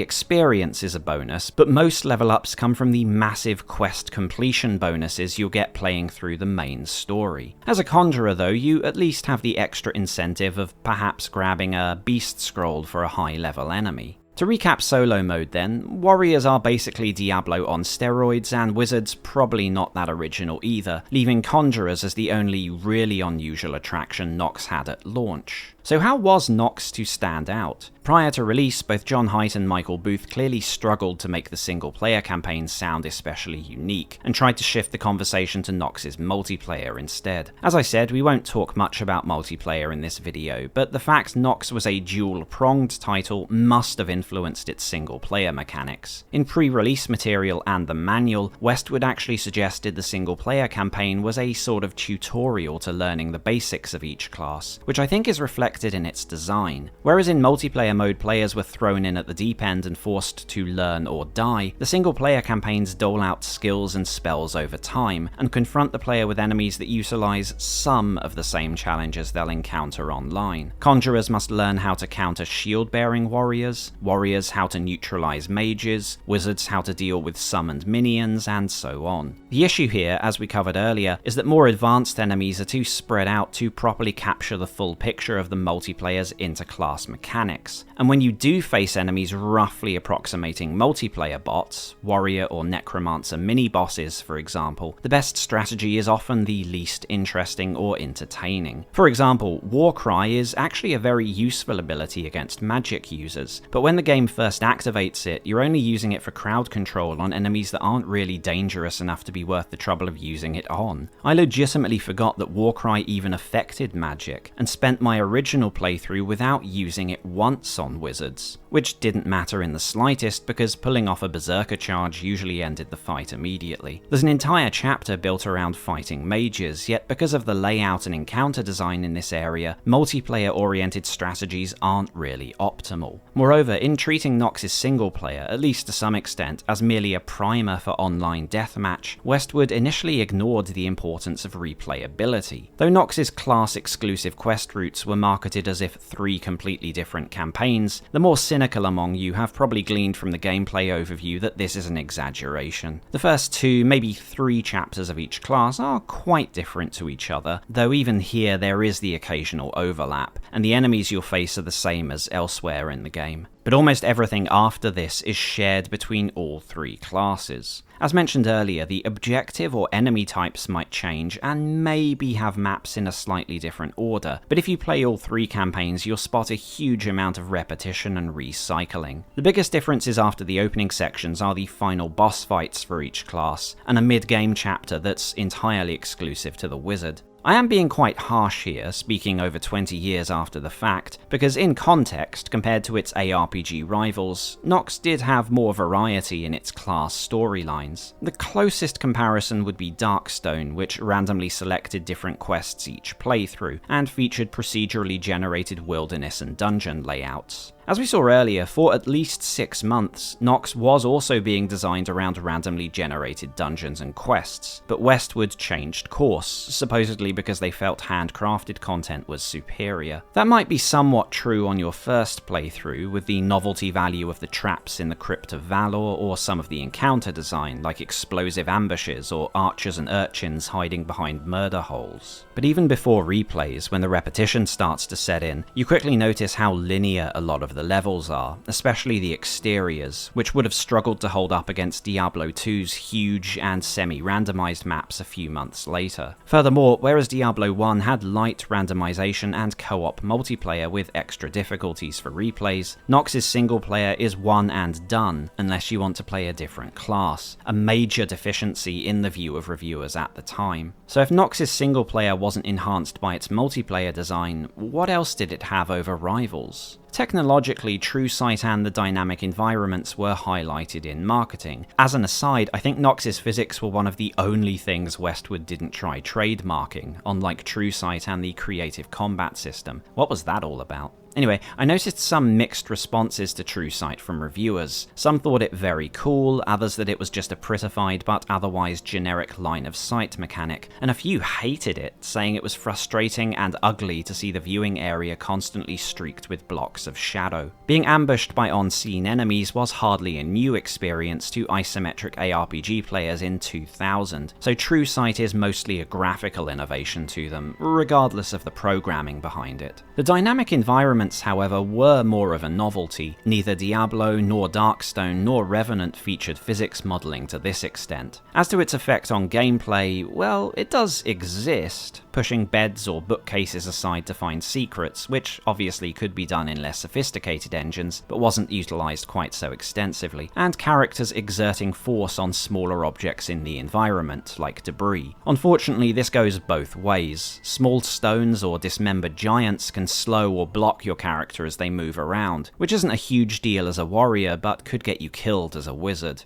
As with so many technological innovations in games, this feature is, hypothetically, one that could constitute an important mechanic on the battlefield, but Westwood couldn't quite figure out how to incorporate it into basic gameplay. It thus ends up as half gimmick, half annoyance. On the same note, I was quite surprised things like the destructible walls didn't really come into play in combat encounters. Although they're used quite frequently for secrets, I expected to see them used to enhance the destruction of boss fights and set-piece battles, but aside from a couple of scripted sequences, this doesn't really happen. Maybe destructible walls were too easily exploited to abuse the AI, or maybe there's a memory issue with having too many destructible props in a level, I don't know. Westwood did make more use of this in some of the Nox Quest maps. I imagine that this feature, along with the fire-water mechanic used in some puzzles and the dynamic physics, would have been built upon in Nox's planned sequel, which was supposed to use a new 3D engine, but I imagine would also have wanted to carry over its key marketing points from the first game. The last major aspect of Nox's design as a single-player game was the RPG in ARPG, or the consequences of its absence. Alongside being too similar to Diablo, and then not being similar enough in multiplayer, Nox's exiguous RPG mechanics took a severe beating from reviewers, with some, especially online, devoting almost entire articles to the myriad ways in which the game had failed to live up to the label of RPG. This might seem a tad strange today, seeing as few people bother complaining about the Diablo series being light on role-playing, but keep in mind that most people today agree that battle was lost long ago in the context of ARPGs, whereas in the late 90s and early 2000s it was still quite hotly debated. I tried to give a fair characterization of Westwood's marketing earlier in the video because, as Rob Huebner pointed out at the time, a lot of this is a matter of expectations. In Nox's case, there's evidence that Westwood both cautioned against and encouraged comparisons to RPGs. Generally speaking, John Haidt and Michael Booth usually made it clear Nox was more of an arcade action-adventure with spells and a good dose of tactics, not a role-playing game per se. One of Nox's taglines was, "What's your strategy for action?" for example, but did occasionally slip into characterizing the single-player campaign along more traditional lines, and some marketing and advertisements did use the terms RPG or role-playing. Add to the fact that all this was then filtered through the gaming press and word of mouth, and there was probably quite a bit of divergence between how different audiences perceived Nox. Much like Diablo, the skeleton of the conventional CRPG formula is evident in Westwood's game. You have towns full of NPCs and shopkeepers, some dispense quests, you go off on these quests and level up and so on. But as its contemporaries griped, these elements are extremely diluted. 95% of the NPCs in Nox have no relevance to gameplay at all, and the tiny number that do are basically giving you fetch quests. There's little of note in the towns other than chests and barrels. I wouldn't even have minded a couple of simple, straightforward talkie quests, just to make the world seem a bit more lived in. The only times Westwood stretch themselves a bit are the archery competition in Ix, a couple of minor puzzles for accessing secrets, and the almost RPG-like Gulliver Prison Saga, where an NPC attacks the player and you have a couple of different ways of resolving the quest, including theft, murder, and even escaping an angry mob out the back of a church. Based on the game's text files, it seems like there's a third option for this quest, but I could never figure out how to trigger it. Maybe Jack has to wait in the prison for an actual week or something. There are definitely brief periods in Nox where you could be forgiven for calling it an ARPG without any qualifiers, but on the whole, as RPG Vault argued at the time, it stretches the definition as far as it could possibly go. Still, it seems unfair to Nox to have been so heavily criticised for this in the context of Diablo or Darkstone, which had the same or less to do in towns. Maybe the problem was made worse by the fact that, at least in those games, the safe areas adhere to the hub format, and that there was a lot more free-ranging exploration, and you'd frequently be going back and forth to these towns and perhaps seeing them develop a bit. In Nox, which is far more linear and gated, you'd often visit a town, leave the town, and then might never return, or if the game did bring you back to that town, it might not have anything new to discover. Another possibility, which of course was mentioned several times by reviewers, was the almost complete lack of character building. Diablo-esque ARPGs are partly called RPGs because they still feature the ability to customize a class's stats or abilities, to make different builds of characters and so on. Nox has none of this, at least in terms of stats. Once you've chosen your class, that's the end of your involvement, as when leveling up their stats are distributed automatically. You can't make a more physically primed wizard or a skirmishing warrior from stats alone. That doesn't mean every person who picked the same class will play them the same. Some might prefer more aggressive, heavy weapon warriors, others tankier sword and board types, and the spellcasting classes obviously have a lot of different spell combos. But this is all based on whatever equipment is available to you at the time. Even wizards, if played carefully, can acquire more or less all the same spells from a single town before moving on, so it's not as if you're planning ahead and building your character's stats around that. I'm personally fairly unimaginative in Diablo-style ARPGs. I usually play whatever build I think the game expects me to, but this was and remains a huge part of the appeal for many ARPG players, and its absence in Nox I think helps explain some of the negativity directed at it by fans who might otherwise have not been too bothered by the lack of other CRPG staples. And there you have Nox, a wizard dueling game that was made an ARPG, but in the process fumbled the former and failed to live up to the latter, at least according to critics of its day. As Westwood freely admitted, Nox Quest was partly a response to these criticisms, a co-op infinite dungeon mode, but it came 2 months after Diablo II and was too late to turn things around. In some ways it was also closer to Gauntlet than it was Diablo, which is exactly how Michael Booth described one of his original concepts for Nox. In the alleged 2003 email from Booth I mentioned earlier in the video, Nox's estranged father suggested that the idea of tactical fantasy combat remained interesting to him, and that he hoped a next-generation Nox would emerge at some point in the future, either by his hand or others. In a direct sense, this never occurred. Neither Booth, Height, nor any of the Hyperion crew ever made a game recognisably in the vein of real-time wizard duels. Indirectly, I mentioned Colin Day's turn-based rogue wizards, and coincidentally both Day and his old boss John Height both became involved with Diablo and other ARPGs. Height was nearly hired to oversee Blizzard North's original Diablo III project, indicating in an interview that Blizzard were interested in him precisely for his work on Nox, and he would eventually end up as a producer on the console ports of the final product. Colin Day, meanwhile, was involved in Diablo 3's Macintosh port, and also did some work on the Diablo-esque Torchlight 3. Interestingly, I think the title that comes closest to the original concept for Nox has, as far as I can tell, no links at all with the Nox team. 2011's Magicka by Swedish developers Arrowhead, a fast-paced, action-packed game of dueling wizards, plays very much like how Nox was described, a sort of tactical deathmatch with spells and counterspells, summoning and illusion magic, one element countering another, and so forth. I'd definitely recommend it to people interested in Hyperion's early versions of Nox, especially those interested in playing it co-op, or I would if it didn't bloody crash all the time. Although Nox's multiplayer soldiered on for many years, its single player is rarely revisited except with the occasional Lost Gem retrospective, and many of these are heavily tinged with nostalgia, or end up steering the conversation to its online mode anyway. As easy as it would be to argue that Nox's solo campaign was prematurely buried by the low expectations set by the press, it's difficult to argue that Diablo but different isn't the best way to describe it to the average action RPG fan, and its appeal is in similar areas. As a solo game, Booth's original idea for Nox is arguably better represented by something like Magicka, which wasn't repurposed into Westwood's bizarro Diablo halfway through development, so it may be that fan projects like Project Glaurung, which is mostly but not exclusively multiplayer oriented, end up marrying the old and the new more effectively.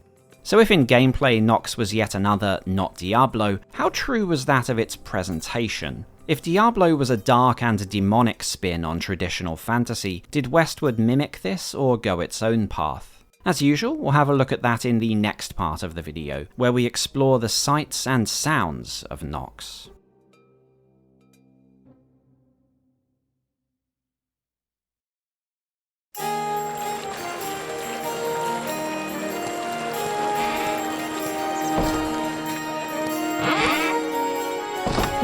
you have to admit that Hecubah has style. It might be nice to have a woman in charge around here.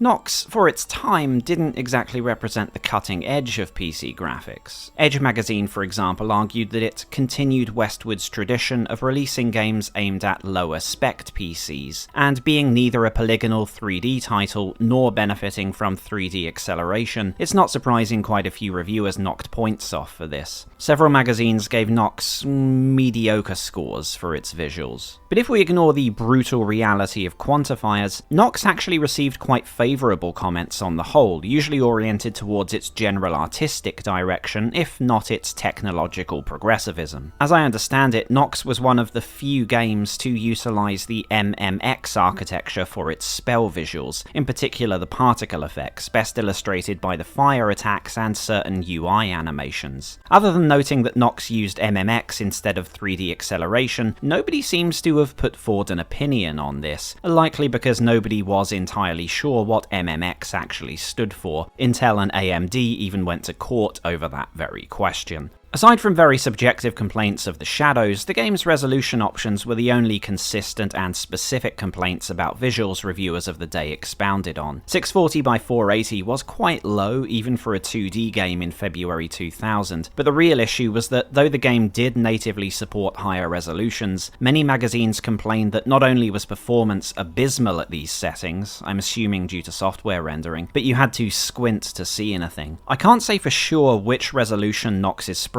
were originally designed for. I'd assume 640 by 480 considering when it entered development and how many of these assets were evident in very old screenshots. But as early as 1998, Westwood were promising up to 1024 by 768, so I don't know for sure. A side effect of this was that playing at higher resolutions gave privileged online gamers an advantage over those savages still stuck on a Pentium 2, and apparently in response to complaints about this prior to release, Westwood let hosts lock out players depending on what resolution they were playing at. I personally stuck with 640 by 480 because it seemed easier to spot secret walls and such, and it's not like I'm playing an RTS, so I'll take more immersion over being able to see further. And the world Westwood hoped to immerse us in was described in one preview as bucolic Renaissance fantasy, and thus the usual fare of vibrant fields and forests of green, fairy tale castles, fetid swamps, dark crypts, and dank caves. Edge magazine complained of the puritanism and cultural retroisms of Nox, seemingly in the sense of design, writing, and art direction, which is a fancy way of criticising its traditional fantasy stylings. It wasn't uncommon for reviews to illustrate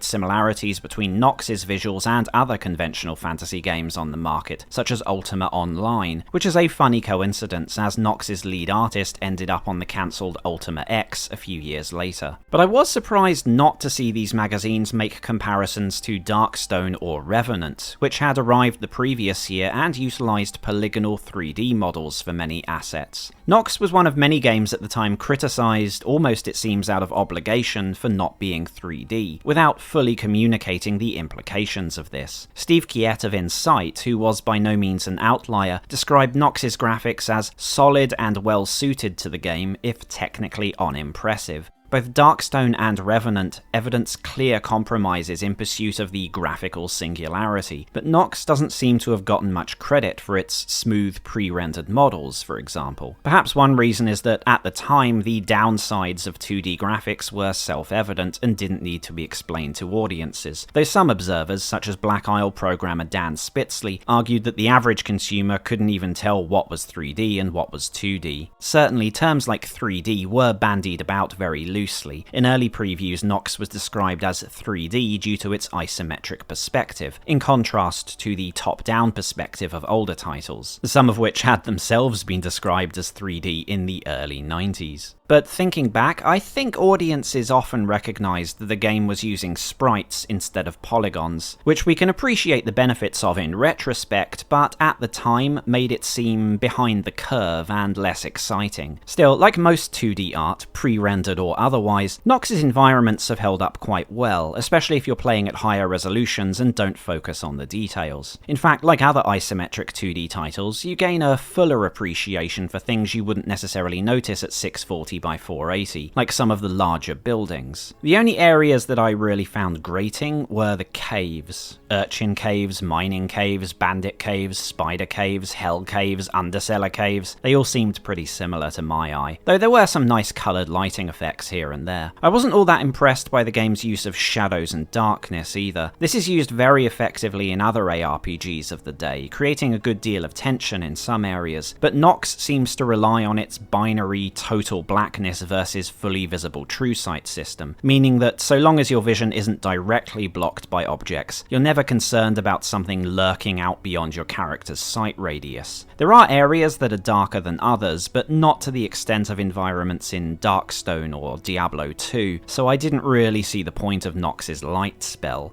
In terms of the general look of the game when you're running around hacking things up, I'd say Nox definitely holds up against Throne of Darkness, which was also 2D but came out over a year later. It also has some superior particle effects, but is not as atmospheric as Diablo II, which arrived only a couple of months after Nox. Narrowing things down a bit, I'm not a huge fan of Nox's character models, not in design but due to technical limitations. They look perfectly fine in pre-rendered art and when frozen, but when actually animated, it seems to me like there's this odd shimmering or some kind of other visual artifacting, especially on fine details like the studs on the captain's coat. You can see this sort of, I don't know what you'd call it in 2D art, pixelation in Diablo 2 for example, but not to the same extent. I don't know much about 2D or 3D graphics, so I don't know what happened. All I know is that it's not as obvious in even older 2D titles, so maybe it's just that the sprites are too big or have too much fine detail for the 16-bit colour depth. You don't notice it as badly at higher resolutions, but only because the sprites aren't as clear, and overall I personally found it quite distracting. If you aren't as irrationally bothered by these kind of details as I am, you'll probably appreciate the models in general, which you can see higher quality originals of in the cutscenes. There are also a lot of nice little additional effects not related to the MMX processing, such as how they animated the flowing cloaks or the smashed water and wine barrels. Going into reverse for a second, I mentioned the cutscenes a moment ago, which were an area Westwood's main office were obviously very famous for in their heyday. Interestingly, Nox's cutscenes were directed by Joe Kuchen, the man behind the live-action footage of the Command & Conquer series, but for whatever reason broke with tradition and were entirely CGI, rather than a mix of techniques like in C&C or some of the Lands of Lore titles. Maybe they thought live-action fantasy looked too goofy, certainly a criticism directed at Lands of Lore 3 and other quasi-realistic fantasy games of the era, so the only visible role real actors played in Nox was as motion capture models. There aren't a huge number of movies in Nox, just the opening cutscene and the 3 endings, which is a shame. Looking at some very old previews of Nox from 1999, I've seen snippets of unused footage, like an older model of Hecubah and a different version of the airship from the intro, but I don't know if this was ever intended to be used in-game. On the subject of unused material, Westwood released a fair bit of concept art in their press kits and previews for Nox, most of it by lead artist Phil Robb. I noticed in some interviews that the Nox team were characterized as mostly the younger, less experienced Westwood hires, though as far as I can tell this wasn't true of the seniors on Nox. Robb, for example, had been a TSR freelancer for several years and entered game development in 1994, starting with the Ravenloft fighting game Iron and Blood, then moved to Westwood Pacific in Christmas '98, stating that Nox was actually the main reason he chose to work there. On an archive of his website, Rob refers to Nox as having had an extremely tight schedule, leaving Westwood's artists only the bare minimum time for concept drawings. This might sound odd in reference to a game that began development back in 1995, but you'll recall from the start of the video that the game went through at least 2 major overhauls during its development cycle. Remember that after being signed with Virgin and Westwood in 1997, Nox's development was split between Hyperion Hyperion, Westwood, and artists at D.W. Bradley's Heuristic Park, the latter handling the art for roughly the next year or so. So Nox's art went from Hyperion's placeholder graphics to Heuristic Park's work, then sometime in mid or late 1998 from Heuristic Park to Westwood Pacific. Comparing early 1998 screenshots to the final game, there's a surprising amount of art from the Heuristic Park era present in Nox, everything from monsters to NPCs to props and environmental tiles. Yet Heuristic Park received merely a single line in the game's credits for additional art. I don't mean to imply Westwood's artists didn't substantially overhaul the art themselves, just that Heuristic Park's contributions probably deserve more than that one line. I was lucky enough to be able to talk to Christopher Apple, who designed the original White Wizard for the old single-player campaign, and he told me that the art team on Nox were originally led by Brandon Idle, along with Paul Newhouse, Kyle Harrison, and J. Chris Roberts. Apple cautioned that there were likely other artists at Bradley's company who also contributed, so a pretty substantial chunk of the same artists on Bradley's Wizards and Warriors also worked on Nox. In addition, I noticed that one of those same artists would go on to work for Blizzard and contribute to both Diablo II and Warcraft 3, perhaps a bit of unintentional karmic justice for that snub in the credits. I also mentioned a bit earlier that some reviewers compared Nox's graphics to the Ultima series, which I think is more obvious in the older 1998 screenshots, where the protagonist went from a green tunic to an almost Avatar-like design. At a passing glance, I imagine some journalists could easily have mistaken early Nox shots for 1994's Ultima 8, but with better lighting effects. The similarities become less obvious as development progressed, particularly once Westwood Pacific took over, but as we saw before, Ultima Online still ended up being referenced by a couple of reviewers. By that point, of course, Westwood Pacific's artists had made their stamp on the game, but from looking at Phil Robb's sketches, not everything they did made it in. The concepts posted by Robb show several unused monsters, such as dragons and yetis, unused variants of existing enemies like warrior urchins, plus what I assume was meant to be Jack's female counterpart. Although the old female protagonist was not directly named in interviews, in Robb's art this character is labelled as Tina, which I'm guessing is the same Tina that shows up as Jack's girlfriend in the intro and ending. Maybe Jack and Tina were originally both supposed to have been transported to Nox, and the player got to choose one or the other depending on their inclinations. Another interesting thing about Robb's art is that it shows his original design for Hecubah, who Robb says was meant to look very young, elfish, impish, mischievous, and even half-crazed, which I'd say does match her backstory but seems to have been lost in the transition to the retail game. You don't see any of this art in the final game or marketing, as they used either a rather expressionless 3D model or a much more human-like design that seems to more closely match the real-life Booth Babe who was hired for E3.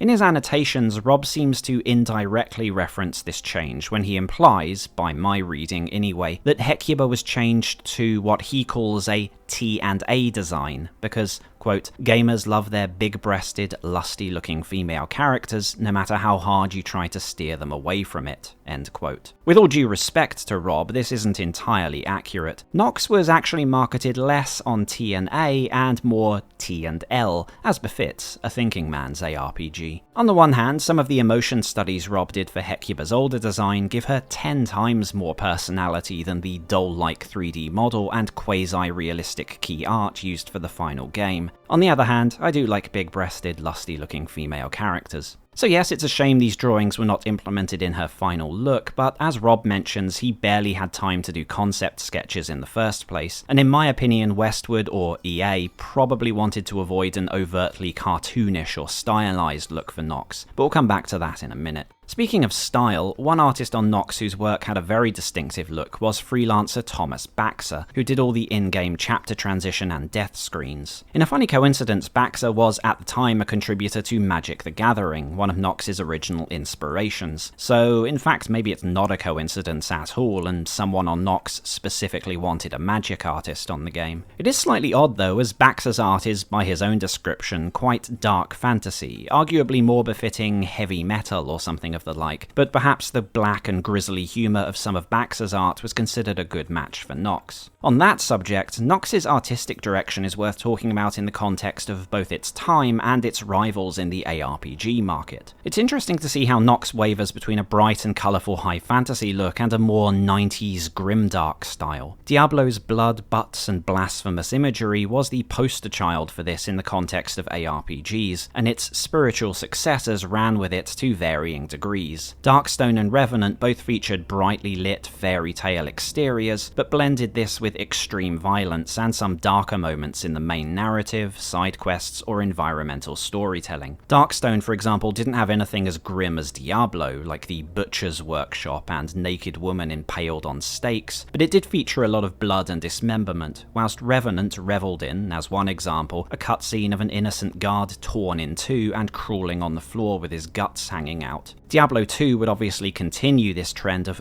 fetishizing darkness and death, as would Throne of Darkness the year after. Comparatively speaking, Nox is the odd man out in the subgenre, as despite revolving around the revival of a genocidal empire of necromancers, it's considerably more reserved, limiting itself to humanoid characters falling over dead without any blood or gore, at worst letting you smash up skeletons or splatter giant monsters. I found one preview that apparently quoted Westwood as saying this was a very conscious strategy. They wanted to distinguish Nox from Diablo and its ilk by adopting a more light-hearted approach. That's fair enough in itself. Some players might have found it a refreshing change from all the blood and guts and death and misery of the other titles. On a more pragmatic level, I'd note that in America, for example, Nox was rated teen, whereas Diablo, Diablo II, and Throne of Darkness were all forced to carry a mature rating, with roughly analogous situations in other regions, whilst Darkstone and Revenant varied from country to country. As a safer ARPG, this may have given Nox a wider appeal and been a less risky title for retail stores to accept onto their shelves. When I was watching some other videos on Nox, I noticed a lot of comments along the lines of, "I remember X being really scary as a kid," suggesting to me that more than a few people received Nox as a gift from parents or whatnot. Had Nox been marketed with a giant demon or satanic imagery, quite a few of these impressionable young angels probably wouldn't have gotten their hands on it. Westwood seemed to have meandered a bit on this question, sometimes marketing Nox in a relatively inoffensive way with the focus on its classes or magic, but at other times calling it a dark fantasy world and filling half the ad with Hecubah's cleavage, though on the whole taking a half and half approach, not too dark or gothic, but not too cartoonish either. But speaking anecdotally, as someone who was around at the time, I'd argue that this left Nox decidedly out of step with its contemporaries, and not in a good way. I think it's fair to say that the edgy sex and violence of so-called mature fantasy was very popular with the ARPG target audience, and Nox might have been dismissed as cartoonish or childish in comparison. If a teen or 20-something of the day was asked to choose between pentagrams, graphic violence, and TNA versus a safe and semi-comedic high fantasy world, I think they'd have gone for the former. Then again, maybe eschewing controversy and a higher age rating did help Nox's sales. After all, retail presence, the parent factor, and fear of activist groups were factors publishers considered at the time. Although in at least one territory, Nox did not entirely escape controversy. In Germany, the game's marketing, which I assume was handled directly by EA and not a regional partner, took a darkly comedic tone, with a series of advertisements that some considered to be in poor taste. Comments about these popped up in the letters section of some German gaming magazines for a couple of months thereafter, with PC Joker's editors remarking that they were reminiscent of a similar controversy over the marketing of the games Barbarian and Moonstone a few years prior. This was nevertheless an outlier case, as elsewhere Nox was, at worst, marketed as being a little cheeky or racy, but not particularly violent or sacrilegious.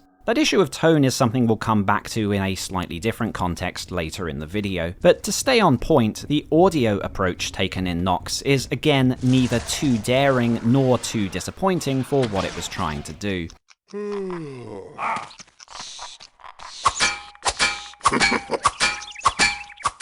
Originally, the clang of combat in Nox was meant to play a more significant role in the gameplay, as in the old wizard dueling version, you were supposed to be able to recognise the spell combos being constructed by listening out for which magical syllables were being intoned. This actually remains in the final game, but because the spell mechanics were changed to a single hotkey instead of button combos, it all comes tumbling out in about 1 or 2 seconds and isn't really a mechanic exactly.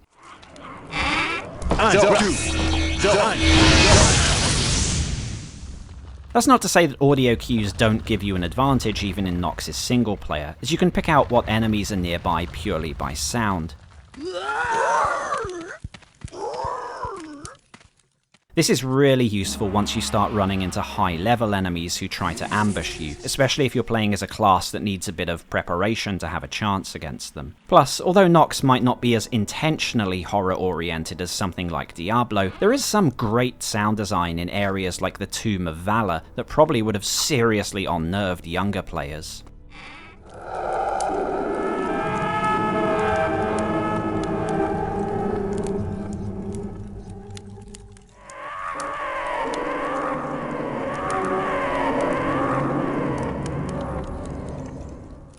However, you might remember from the start of the video that this wasn't the only audio work in Nox that unnerved some reviewers, presumably not by intent. In terms of Nox's voice acting, a surprising number of publications complained about being forced to hear the tongue of Terra Australis. That's it for me. Not the right stuff. Well, you're next. Good luck, candidate. Their specific complaints varied a bit, but the most common were that the Australian accents were distracting or just plain old bad. Some theorised that American actors were being forced to adopt the accent for unknown reasons, whilst others believed the VAs themselves were Australians being hired on the cheap. Sorry, mate, the bridge is washed out. Only way across the stream is there, through the urchin den. But if you choose that route, mate, keep your guard up. The urchin stole my best boots when I was bathing. If you bring 'em back, mate, I'll teach you a damn fine spell.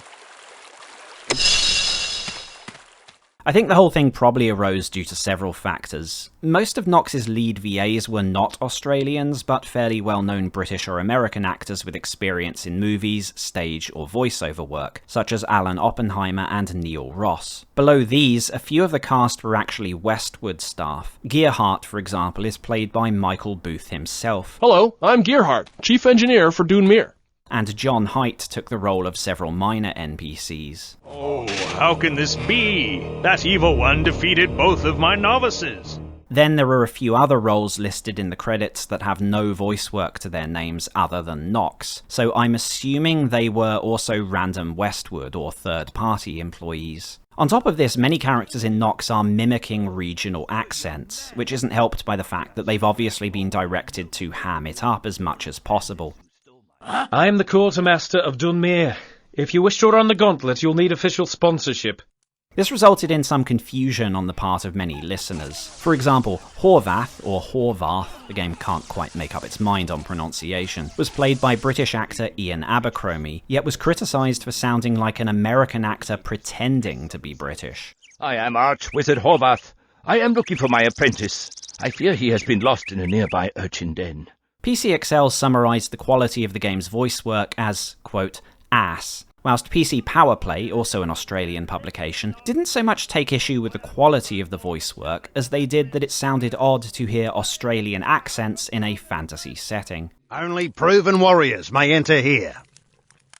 Either way, intentional or not, the exaggerated delivery utilised by Nox's voice talent seems to have been taken quite negatively by many reviewers. Again, we'll come back to the problem of tone later on, but I personally found this specific issue quite noticeable in the case of the game's main antagonist. Guards, dispose of this nuisance. This time you've crossed the line, puny mortal. Hecubah, or Hecubah, was played by actress Joanna Cassidy, who I think most of you would most likely recognise as either the replicant Zora from 1982's Blade Runner, or as Dolores, the other love interest of 1988's Who Framed Roger Rabbit. From playing through all 3 campaigns, I have to say Hecubah sounds all over the place, flipping from serious to comedic to enraged to insane, sometimes all within a single line. One reason is probably that, as Phil Robb revealed, Hecubah was conceived in 98 or 99 as a young, mischievous and semi-comedic villain, but Westwood seemed to have changed course a bit later on, so sometimes she seems like a very serious figure and sometimes a bit of a cartoon character. Yes! Yes! Oh, rise my infernal minions! But even so, there are lines that sound as if either Cassidy did a bad reading and Westwood ran with it, or there were changes to the script later on and certain lines were cut out and re-edited to fit together in-game. You should have made certain that Jandor obeyed your murderous orders years ago! Whatever the cause, there were plenty of reviews using words like tiresome, silly, or in one case, dreadful when referencing Nox's dialogue, but it's not always clear whether they're complaining about the voiceovers or the lines they're being forced to read. Please hurry, sir, before the beastly ogres eat Glinda! Finally, taking into account Phil Robb's comments about crunch and contemporaneous criticisms of the game's exaggerated delivery, I wasn't surprised to read that Nox's soundtrack was also both rushed and intentionally crafted to sound a bit generic.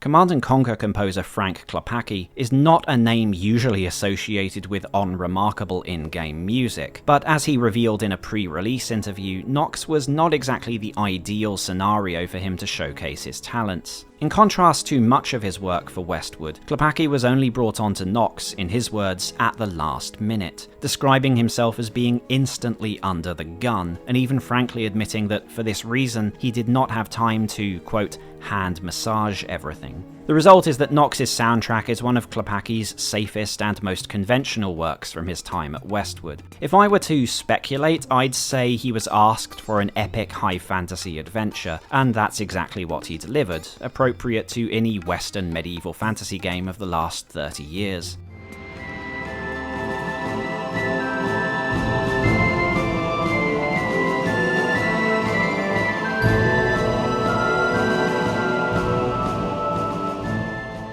Forgettable is far too negative a word for it, but whether hiking over countryside, creeping through a crypt, or battling mini-bosses, you won't be surprised by any of the accompanying tracks.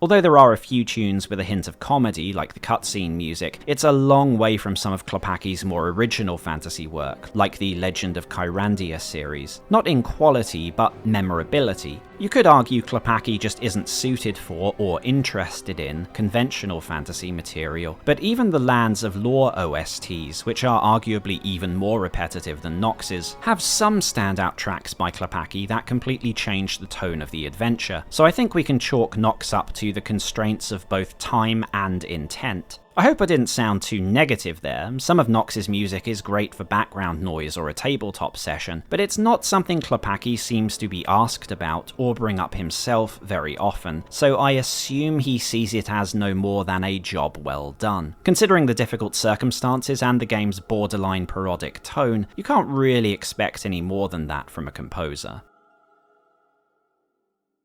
Last of all, let's address the burning question of how Nox should be played today. You might think this is a pretty straightforward situation since the game is on GOG, but things are a little more complicated. There's a certain degree of fragmentation to Nox's legacy that can be confusing to those looking to acquire the game, as there were various retail versions, cracked community versions, an Origin version, and several different versions of the GOG release. Luckily, pretty much all of these different versions can be consolidated into one or two ideal incarnations with fixes or patches. In fact, technically speaking, you can just bypass all the stores and grab a mostly pre-packaged community release. To break things down, basically there are various retail copies of Nox floating around, some including Nox Quest and the final patch, some not, but most people today probably have some version of Nox from either an old Origin promo or from GOG. Unfortunately, neither of these versions necessarily work out of the box. Nox is actually one of the earliest games I picked up on GOG, but for something like a decade thereafter, it always crashed on me at some scripted event. This video is the first time I've actually been able to play it all the way through, the reason for which I'll come back to in a second. Now, there is another way to get Nox that I mentioned a moment ago. Due to a lengthy period of the game being absent from both retail stores and digital storefronts, a free, modular, community-made version of Nox, now dubbed Nox Reloaded, was also made available online. This was primarily designed for the multiplayer, but could be turned into a fully functional copy of Nox with a handful of extra downloads that were provided in the same place. Now, since Nox is being actively sold on GOG,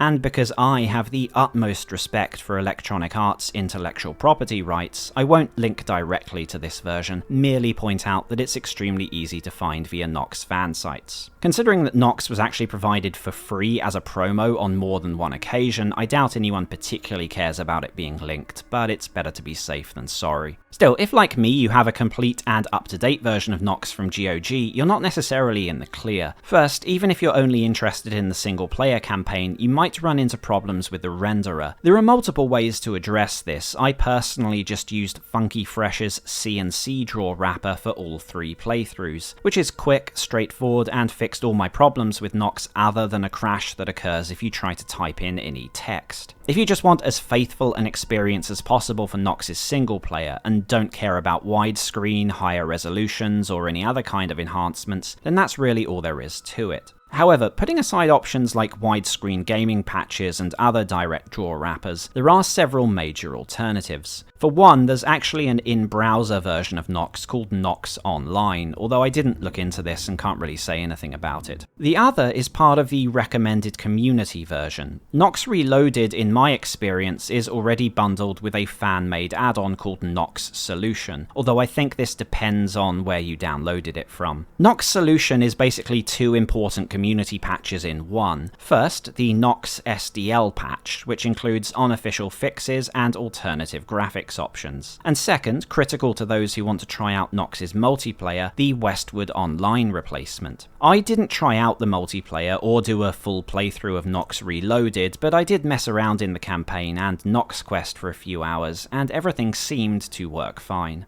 The final option of note is Open Nox, which is basically an open source Nox port that is backwards compatible with everything from the original game. Open Nox requires having an existing installation of Nox, as it uses most of the original assets, and brings a number of improvements. This includes OpenGL rendering, widescreen support up to 4K in Nox HD, and lots of smaller visual fixes depending on your needs, and in my experience worked perfectly fine with all the saves I tried from my original playthroughs on vanilla Nox. But the biggest changes in Open Nox revolve around multiplayer code, multiplayer options, and modding support, so if you're primarily interested in using Open Nox for a regular playthrough, be careful not to download the beta or alpha versions, which are designed for testing new features rather than stability or backwards compatibility. For reference, I was using Open Nox 1.8.11 from June 2022, which as of writing is the latest stable release. This may have changed by the time this video is released though.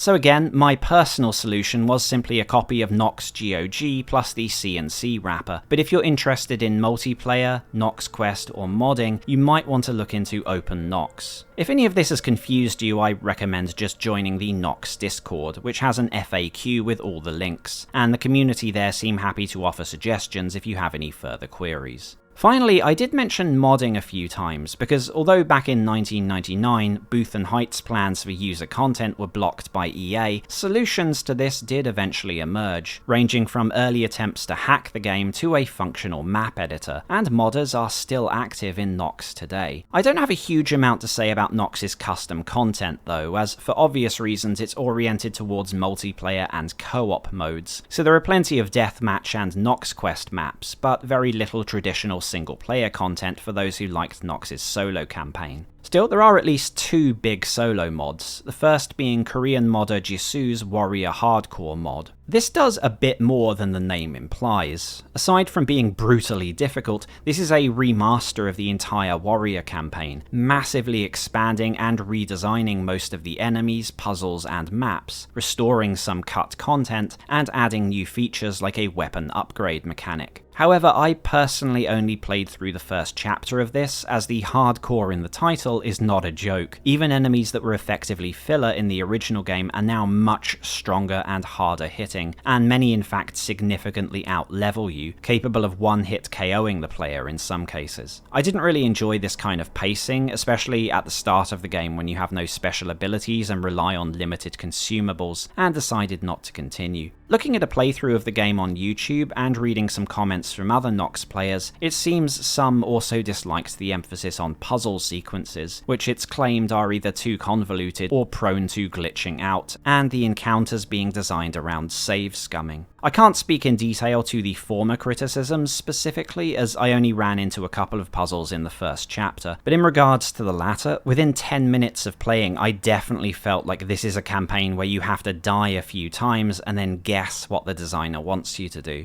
So there's definitely potential appeal there, and you can't question the amount of effort that went into this mod. But again, just be aware that when it says hardcore, it is warning you that you need to be a particular kind of person to enjoy it. A similar mod, which I only found out about through browsing the community Discord, is the Hardcore Conjurer campaign, which is actually made by a different author, I think someone called Firecrow or their cat. And again, I only played about a couple of hours of. The readme is in Russian, so I'm not sure of the exact details, but it seems to be a more conservative take than the Korean mod, modifying some elements of the Conjurer campaign to make it longer and more difficult. According to someone on the Discord, the same author is working on a version for the Vanilla Wizard campaign too. To sum up, as far as I can tell, if you're just interested in Nox's single player, there aren't really any must-have mods, but check out the hardcore campaigns if that sounds like it would appeal to you. And if you want to get into multiplayer, definitely visit the Discord and ask around. If you're a Russian or Korean speaker, there appear to be semi-active communities in those regions too, though they seem to have some crossover with the English language Discord anyway. With the gameplay, graphics, audio, and modding scene of Nox summarised, that leaves us with one last topic to cover. So, for those who've already played it, or don't want to play it but are interested in the game's narrative, let's finish off the video by taking a look at the backstory to the world of Nox, and the saga of Hecubah, all-powerful queen of the undead.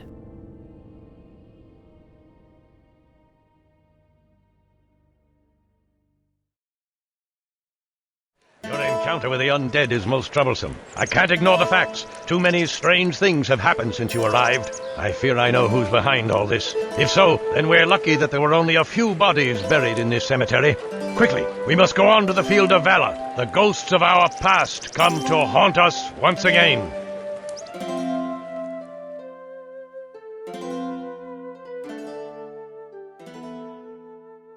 The land of Nox is an ancient one, with a history stretching back too long before its peoples were divided into those of North and South. Somewhere in the recesses of dusty records are those civilizations that once carved out a city in the darkness beneath Dune Mere, taught the conjurers of Ix how to charm the spirits into their service, or migrated to the unknown lands beyond Castle Gulliver, never to return. Little is known of these peoples to those who live there today, for what do lost empires and yellowed parchments matter in comparison to the horrors of the Necromancer War, when 3 great heroes saved the southern realms from a tide of tyranny and terror? The only history Nox knows is that at a time within living memory, the world was divided into the kingdoms of the south and the dread necromancers of the north. With life-stealing sorceries, the Northerners ruled a decadent realm of liches and skeletal legions, delving into the darkest arts of death-dealing and demonology, and waited on by both walking corpses and a still-living chattel. What reason they had to march on the peoples of the South is not known. Perhaps it was merely the thrill of conquest and dominion, or perhaps their own lands ran short on slaves and sacrificial offerings. At first, the necromancers contented themselves with raiding trading parties, probing the softest and weakest of the human lands. But as their influence rolled further south, all of Nox came to be touched by their sorceries.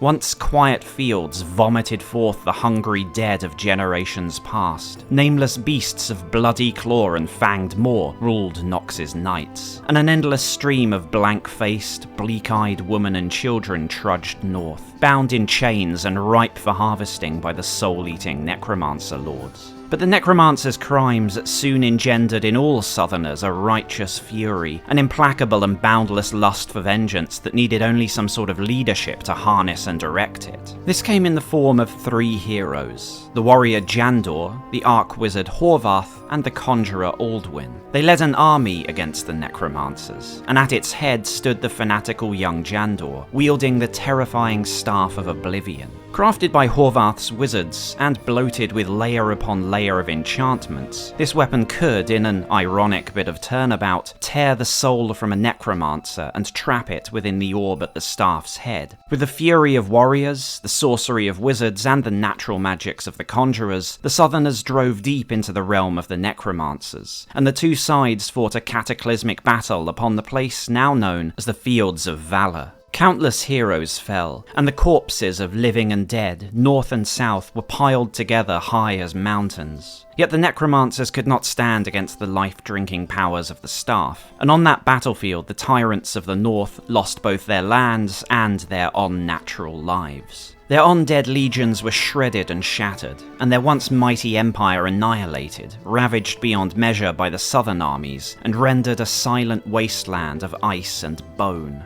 At the conclusion of the war, Horvath bade Jandor remain, to ensure the genocide the necromancers had intended to inflict upon the south was instead visited upon them, to kill each and every one of their cursed bloodline, and consign their souls to eternal torment. Yet with the threat of the necromancers extinguished, the unity of the Southerners collapsed. Many were those who had suffered under a cloud of dark sorcery, and in the heartlands of Nox, the warrior clans of Dunmere declared all magic to be anathema, devoting themselves instead to the virtues of strength, cunning, and courage. Soon, Horvath and his wizards, now the subject of fear and mistrust, withdrew to Castle Gallivor, where they welcomed any man who valued sorcery or scholarship. And the reclusive conjurers, always tricksters and beast-tamers who had lived apart from other men, also retreated from the affairs of common folk, mostly restricting themselves to the lands around the old Temple of Ix. But the Southerners' suspicions also found a focus in Jandor himself, for his mastery of the malevolent, soul-stealing Staff of Oblivion now made him seem too terrible for this new age of peace.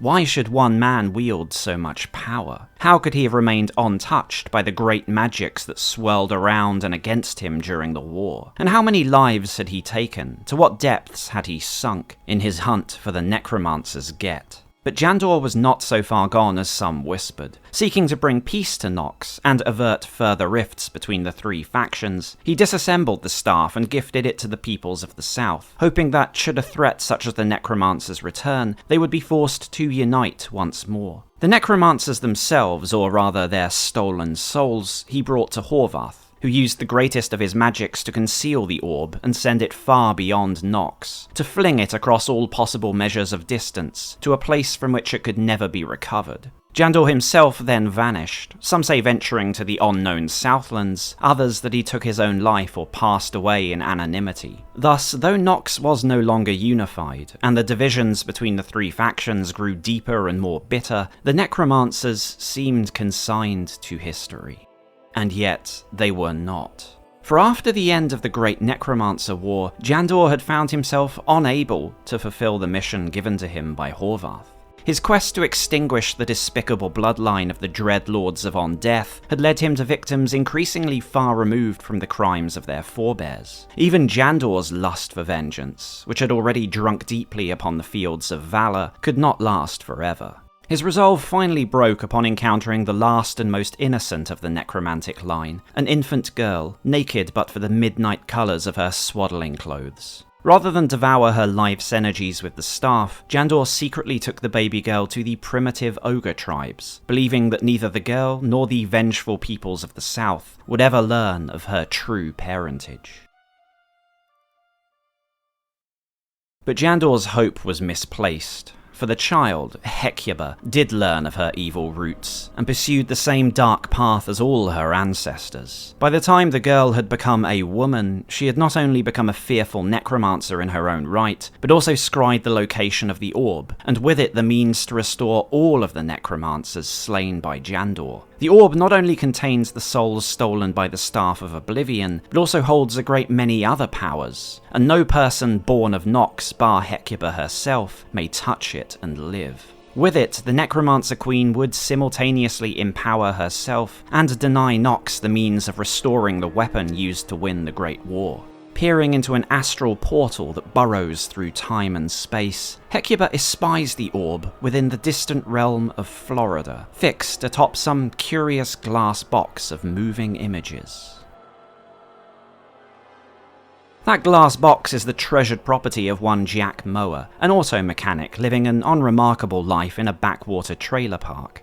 Jack is a man of simple passions, fixing cars, crushing beer cans on his head to impress his girlfriend Tina, watching pro wrestling on TV, and eating bacon. Yet even these few pleasures are inadvertently stolen from him when Hecubah summons the orb to her side. Orb, Glassbox, and Jack himself are all torn from Earth and dragged into Nox. The former flies to Hecubah, who, ignorant of the full consequences of her summoning, now turns her mind to the resurrection of her ancestors and the conquest of Nox. But the latter are rudely deposited upon the deck of the airship Julia, much to the chagrin of its captain. After convincing the captain he is neither demon nor imp, Jack reluctantly trades his television for passage on the airship. Of course, Jack would also like very much to be taken back home to Tina and his trailer, though whether the captain understands from whence Jack came is unclear. Besides, the mysterious old man is not about to give away free rides to unknown lands for a mere trinket, and will only aid Jack in exchange for undertaking a small mission for the captain. The nature and details of this mission vary depending on the captain's impression of Jack's true nature. Should Jack strike him as headstrong and impetuous, he sends the young man to the fortress of Dunmere, home of the proud warlord Horrendous and his legendary Fire Knights. Here Jack's passion will be tempered by the deadly crucible of the Fire Knight's gauntlet, for to prove his worth as a warrior, Jack must also display both valour and a measure of caution. Yet it may be the captain discerns in Jack an affinity for trickery and the shadowy glades of Nox's great forests, and instead brings him to the village of Ix to search for the great hero Aldwyn. The life of a conjurer is a lonely one, best suited to those who prefer the company of beasts and fey creatures, and Aldwyn trains Jack in the dual roles of priest and ranger. Or perhaps the captain sees Jack as the studious type, who relies more on mind over matter, and thus steers Jack towards Galaver and the home of the great wizard Horvath. Under his mentorship, Jack devotes himself entirely to the pursuit of arcane knowledge and the manipulation of the magical arts. Whichever of the three factions Jack joins, he quickly finds himself in conflict with the agents of Hecubah. Through her lackeys, the Necromancer Queen has stirred up all the monsters of the world, and directed them against those who destroyed the obsidian empire of her ancestors. From the devious urchins to the vicious ogres, beasts of earth, sky, and even the underworld now beset the divided peoples of the south, and only Jack seems able to stem the tide of darkness. Car Mechanic and Necromancer Queen finally meet in the endless tombs beneath Fields of Valor, where Hecubah is raising a new army of the dead. Befuddled by Jack's presence, and believing him to be protected from her magic sight by some strange sorcery, Hecubah orders him killed, and continues on her way. After escaping the tombs, Jack consults with the airship captain. It eventually becomes clear that, as Jack is not born of Nox, but rather of the Kingdom of Florida, he is immune to both Hecubah's scrying magic and the death-dealing touch of the orb. This makes Jack the South's best chance at foiling Hecubah's plans, for he is the only living man on Nox who can safely reassemble the Staff of Oblivion and unite it with the Orb of Souls. Jack must recover the Halberd of Horrendous, the Heart of Nox, and the mana-eating Weirdling Beast, and finally wrench the orb itself from Hecubah's grasp. But retracing Jandor's footsteps will be no simple task, for the southern lands are more divided than ever, and the wizards of Galaver will not countenance handing their piece of the artifact over to a Fire Knight, nor the clans of Dunmere sharing theirs with a wizard. And whilst the Southerners squabble amongst themselves, Hecubah's mastery of the orb and her armies grows with each passing hour. Demons and ogres gather to assault the Wizard's Tower, and endless ranks of on-living knights assemble outside Dune Mere. By the time Jack has retrieved the 3 pieces of the staff, Hecubah is nigh invincible, mistress of legions of monstrous living and obedient dead. Jack's only hope is to head north and seek the aid of Mordwin, the brother of Aldwin, who knows of a secret path to the heart of the old necromantic empire. Crossing an icy wasteland of black hunters and bone-white wizards, Jack enters Hecubah's abode, and in obsidian halls of horror, the last light of the south confronts the iron-wrought giants and blood-drinking werebeasts who guard the Necromancer Queen's throne. At the heart of this dead land, as the mouldering skulls of long-dead tyrants tremble with unnatural life, the champions of North and South clash anew, just as they did decades ago upon the bloody fields of valor, when a young hero bathed in the blood of an empire, but stayed his hand for the sake of an innocent child. Thus, a lifetime hence that fateful day, do Hecubah and Jack, queen and pawn, man and woman, light and darkness, fight for the fate of Nox once more.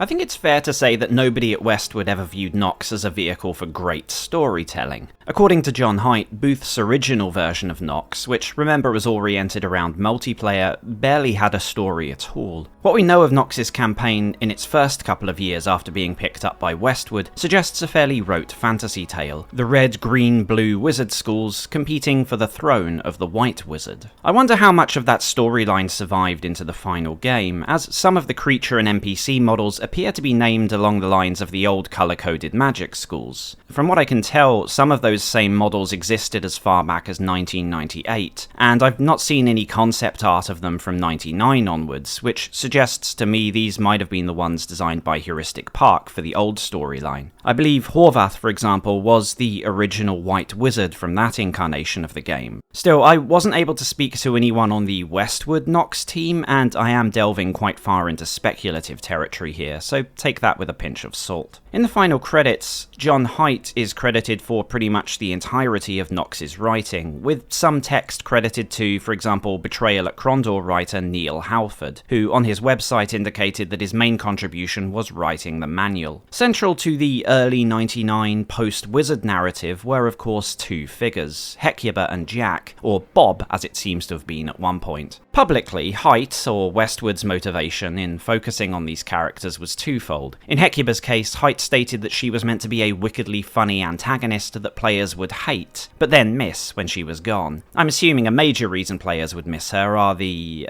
physical attributes Phil Robb grumbled about being forced to exaggerate in his later concept drawings. Still, the game definitely emphasised Hecubah's sneering antagonism towards the player. In-game, Jack's death will result in a taunting message from the villainess, even in situations where, in the context of the timeline, she wasn't even aware of Jack's existence when he died. You failed to see the streets of Dune Mere and lost your meaningless life in the effort.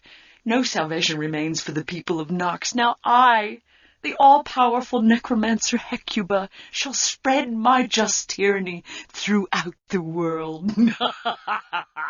This choice, along with the VO delivery we talked about earlier, pushes Hecubah as a rather comedic character, blustering about all the terrible things she'll do to Jack and Nox, even as he foils her schemes, which some players might find endearing or funny, but seriously devalues her as a threat. Being the quintessential cartoon villainess also makes Hecubah a pretty shallow character, which seems odd considering how her backstory seems like a setup for some sort of tragic irony in Jandor's act of mercy being the catalyst for a new necromancer war. There are some very light hints towards this in the odd line of dialogue, like Hecubah showing an awareness of Horvath's genocidal orders to Jandor, but generally speaking Hecubah is portrayed as being ridiculously evil because, she's just evil. It seems like the unintentional implication is that necromancers, who appear to be a race or ethnicity in Nox rather than just a profession, are congenitally bad and deserve to be wiped out, and that Jandor's crime was not finishing the job. Putting that aside, I feel like this straight-laced Hecubah is bad but also kind of a joke was not the optimal choice for her character. You could easily have Hecubah as the antagonist, but also make her seem like a more driven and fanatical foe, with goals we could identify with. Being the last survivor and last chance of revival for a dead civilization is a pretty understandable motivation, even if that civilization was, according to the Southerners' history books, a bad one. You might counter that I'm only coming up with all these excuses for her because Hecubah is hot, which is true, but that's beside the point. Thinking back to the last part of the video, you might remember Phil Robb's old designs for Hecubah, when she was meant to be a younger and more impish figure, mischievous rather than authoritarian, and I wonder whether this represented a shift in both her visual design and her character. Maybe Hecubah was originally written to be more of a bratty and slightly juvenile foe, who didn't really understand her place in the world or the consequences of her actions, but again, I'm reaching a bit here. Either way, there are quite a lot of holes in Hecubah's background, like why Jandor thought she would turn out okay living under the ogres, how and why she discovered the secrets of her heritage, how she learned necromancy and found the orb, and so on. I was also a bit confused as to whether the necromancers running around are meant to be present-day living servants of Hecubah, or victims of the necromancer war that were raised from the dead using the orb, as the first of them can appear pretty much 30 minutes into the game, right after the intro with the orb, and their dialogue seems to go both ways. The first time you meet Hecubah, she seems to have trouble controlling a few zombies, which is odd if she's already been dragging necromancers back to the world of the living willy-nilly. Phil Robb's old site stated that the necromancer enemies weren't added until later in development, to give Hecubah some flunkies, so maybe this explains some of the inconsistencies. Another oddity is that although all the NPCs in Nox talk in this typical faux medieval fantasy way, Hecubah uses a lot of idioms and strange turns of phrase that would be more appropriate to someone from Earth.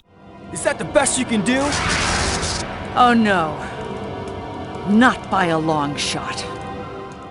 I suppose this could be a reference to her having some knowledge of Earth prior to summoning the orb, but it conflicts with how she treats Jack, and is probably just an unintended side effect of her constant smack-talking. Now Jack, on the other hand, obviously is from Earth, and John Haidt claimed this was supposed to be an important component of both the story and the player's perception of Nox. Haidt stated that using a preset, mundane, everyman character like Jack would help players relate to the protagonist, and that fantasy cliches would become fresh again by virtue of seeing them from the perspective of a regular Earthman. Speaking in the context of the era, I think Haidt probably misjudged on both counts. First, Jack is given too much backstory to realistically work as a cipher for the player. He's an auto mechanic, he loves cars, bacon, beer and wrestling, he's a Floridian, and worst of all, he's both a property owner and has a girlfriend, which makes the character completely unrelatable to most CRPG players. For this reason, Jack is Jack,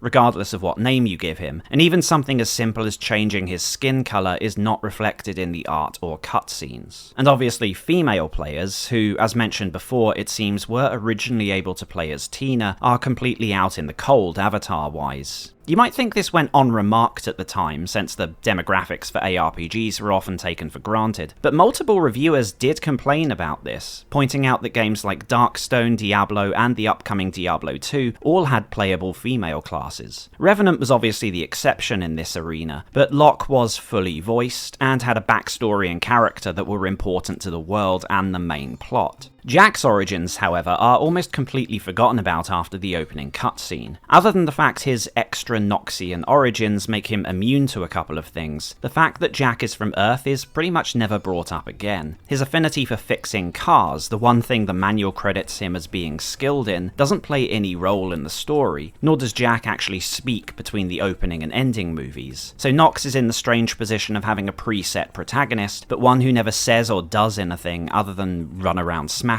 stuff. I wonder if there was some back and forth inside Westwood as to how far to go with Jack's character, whether he should say anything of his own accord in-game and so on. Whatever happened, he's another unfortunate case of carrying the downsides of both preset and player-made Avatar, a distinct character who, in-game at least, has no character. As to the other point made by Haidt, that a real-life man teleported to a high fantasy world would make for a refreshing premise, I think this was also a rather out-of-touch move move in 1999. First of all, the concept was obviously not a new one in the slightest, especially in semi-comedic or parodical fantasy stories, so I wouldn't call it a refreshing change. Yet simultaneously, it was, in my opinion, also out of step with Western fantasy conventions of the day. Most self-serious fantasy of the day was grounded in its own reality, not merely an extra-dimensional extension of the real world. It was generally accepted that the protagonists were born of that setting, not the average salaryman or child magicked away to a fairy tale. I think it's reasonable to say that to audiences of the day, the latter premise was more closely associated with comedy or kitschy fantasy, coming at least a decade too late. I'm not sure if that's as true of high fantasy stories today. I suppose it depends on the kind of media you consume. But in mainstream CRPGs, even ARPGs, serious, bespoke fantasy settings are still the norm. Seeing as one of the few franchises to buck that trend, Ultima was considered a dying franchise, and Nox was already faintly, though inconsistently, marketed as a relatively light-hearted adventure, I suspect Height inadvertently doomed Nox's story to be dismissed as dated and unworthy of its rivals. Even though Nox, by virtue of its larger pool of NPCs and NPC interactivity, is a more story-driven game than the then years-old Diablo, the fact that a lot of this dialogue is meant to be funny rather than evocative, or delivered in a very silly, exaggerated tone, means that to many players Diablo seemed like the more story-focused title, as it treated its narrative and world as a matter of grave importance. Nox sometimes treats its story as a joke, and no matter how heavily that story is pushed upon the player, they're not going to take it too seriously if the developers give the impression they haven't done so either. In addition to that, the use of a dual real-world high fantasy setting shares the same problem as Westwood's use of Jack as a protagonist, in that outside the intro and outro, at no point in the story is there any overlap between something from Nox and something from the real world. The airship captain never does anything with the TV, and whilst I might be misremembering, I don't think any of the TV ornaments that went through the portal, like the model dragon, ever turn up again. I don't know if this had any connection to the dragons in Phil Robb's concept art, which seem to vary quite significantly in their looks.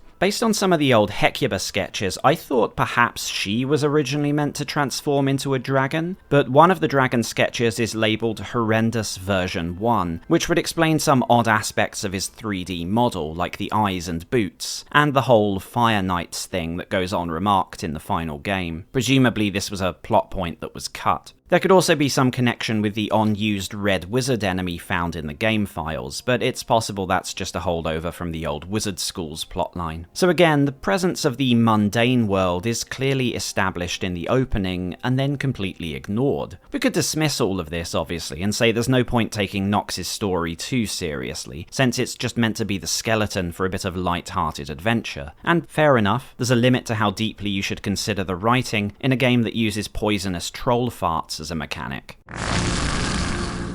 Whether Westwood's sense of humour outweighs the failings of its writing isn't for me to say. I smiled at a few of the lines, but I will say Westwood really need to stop recycling jokes from Lands of Lore. Besides, let's give credit where it's due for the time. Having 3 different storylines, even if they weren't that different to each other, was impressive compared to Nox's rivals. That does of course come back to the old dilemma of whether it would have been better to consolidate the 3 stories into one, since you could argue the casual player, and possibly reviewers, were only going to play one campaign before making a judgment call about the whole thing. There's already a lot of repetition shared across the 3 campaigns, so even players who wanted to try all 3 classes might have preferred one larger, high-quality campaign with more consistency than 3 quite similar ones, though in the end, either approach would have had its detractors. I certainly didn't feel like playing all 3 storylines really gave me a deeper understanding or appreciation of Nox. Obviously, you identify a little bit more with the Fire Knights or the Wizards, depending on which class you picked, but playing one and then the other doesn't result in any interesting revelations or substantially shift your perspective on any of the characters. Again, I'm probably being overly harsh and looking at Nox in a wider context than many players at the time would have seen it, some of whom, especially younger players, hadn't even played Diablo, let alone other story-heavy titles like the early sections of Revenant. Although Height and Booth briefly talked about their plans plans for Nox 2 in terms of technology and design, I don't think they mentioned anything regarding story, and it wouldn't surprise me if they didn't have any specific ideas at the time. I get the sense they probably wanted to bring Hecubah and the Necromancers back, as is hinted at in the endings, but the story seems to have been gift wrapping for the single player campaign in Nox, not to mention the leads obviously being more passionate about its multiplayer. So if writing were given more attention in a sequel, it almost certainly would have been to external pressure from rivals like Diablo II, not something Height and Booth themselves were particularly interested in. Short of a severe bout of over-analysis, I think that covers all that really needs to be said about Nox's story. Just as with its art direction and its music, Westwood seemed to have had measured intentions for Nox's writing. A solid high fantasy jaunt of no pretensions that served its role and, like the single-player campaign as a whole, faded into the background.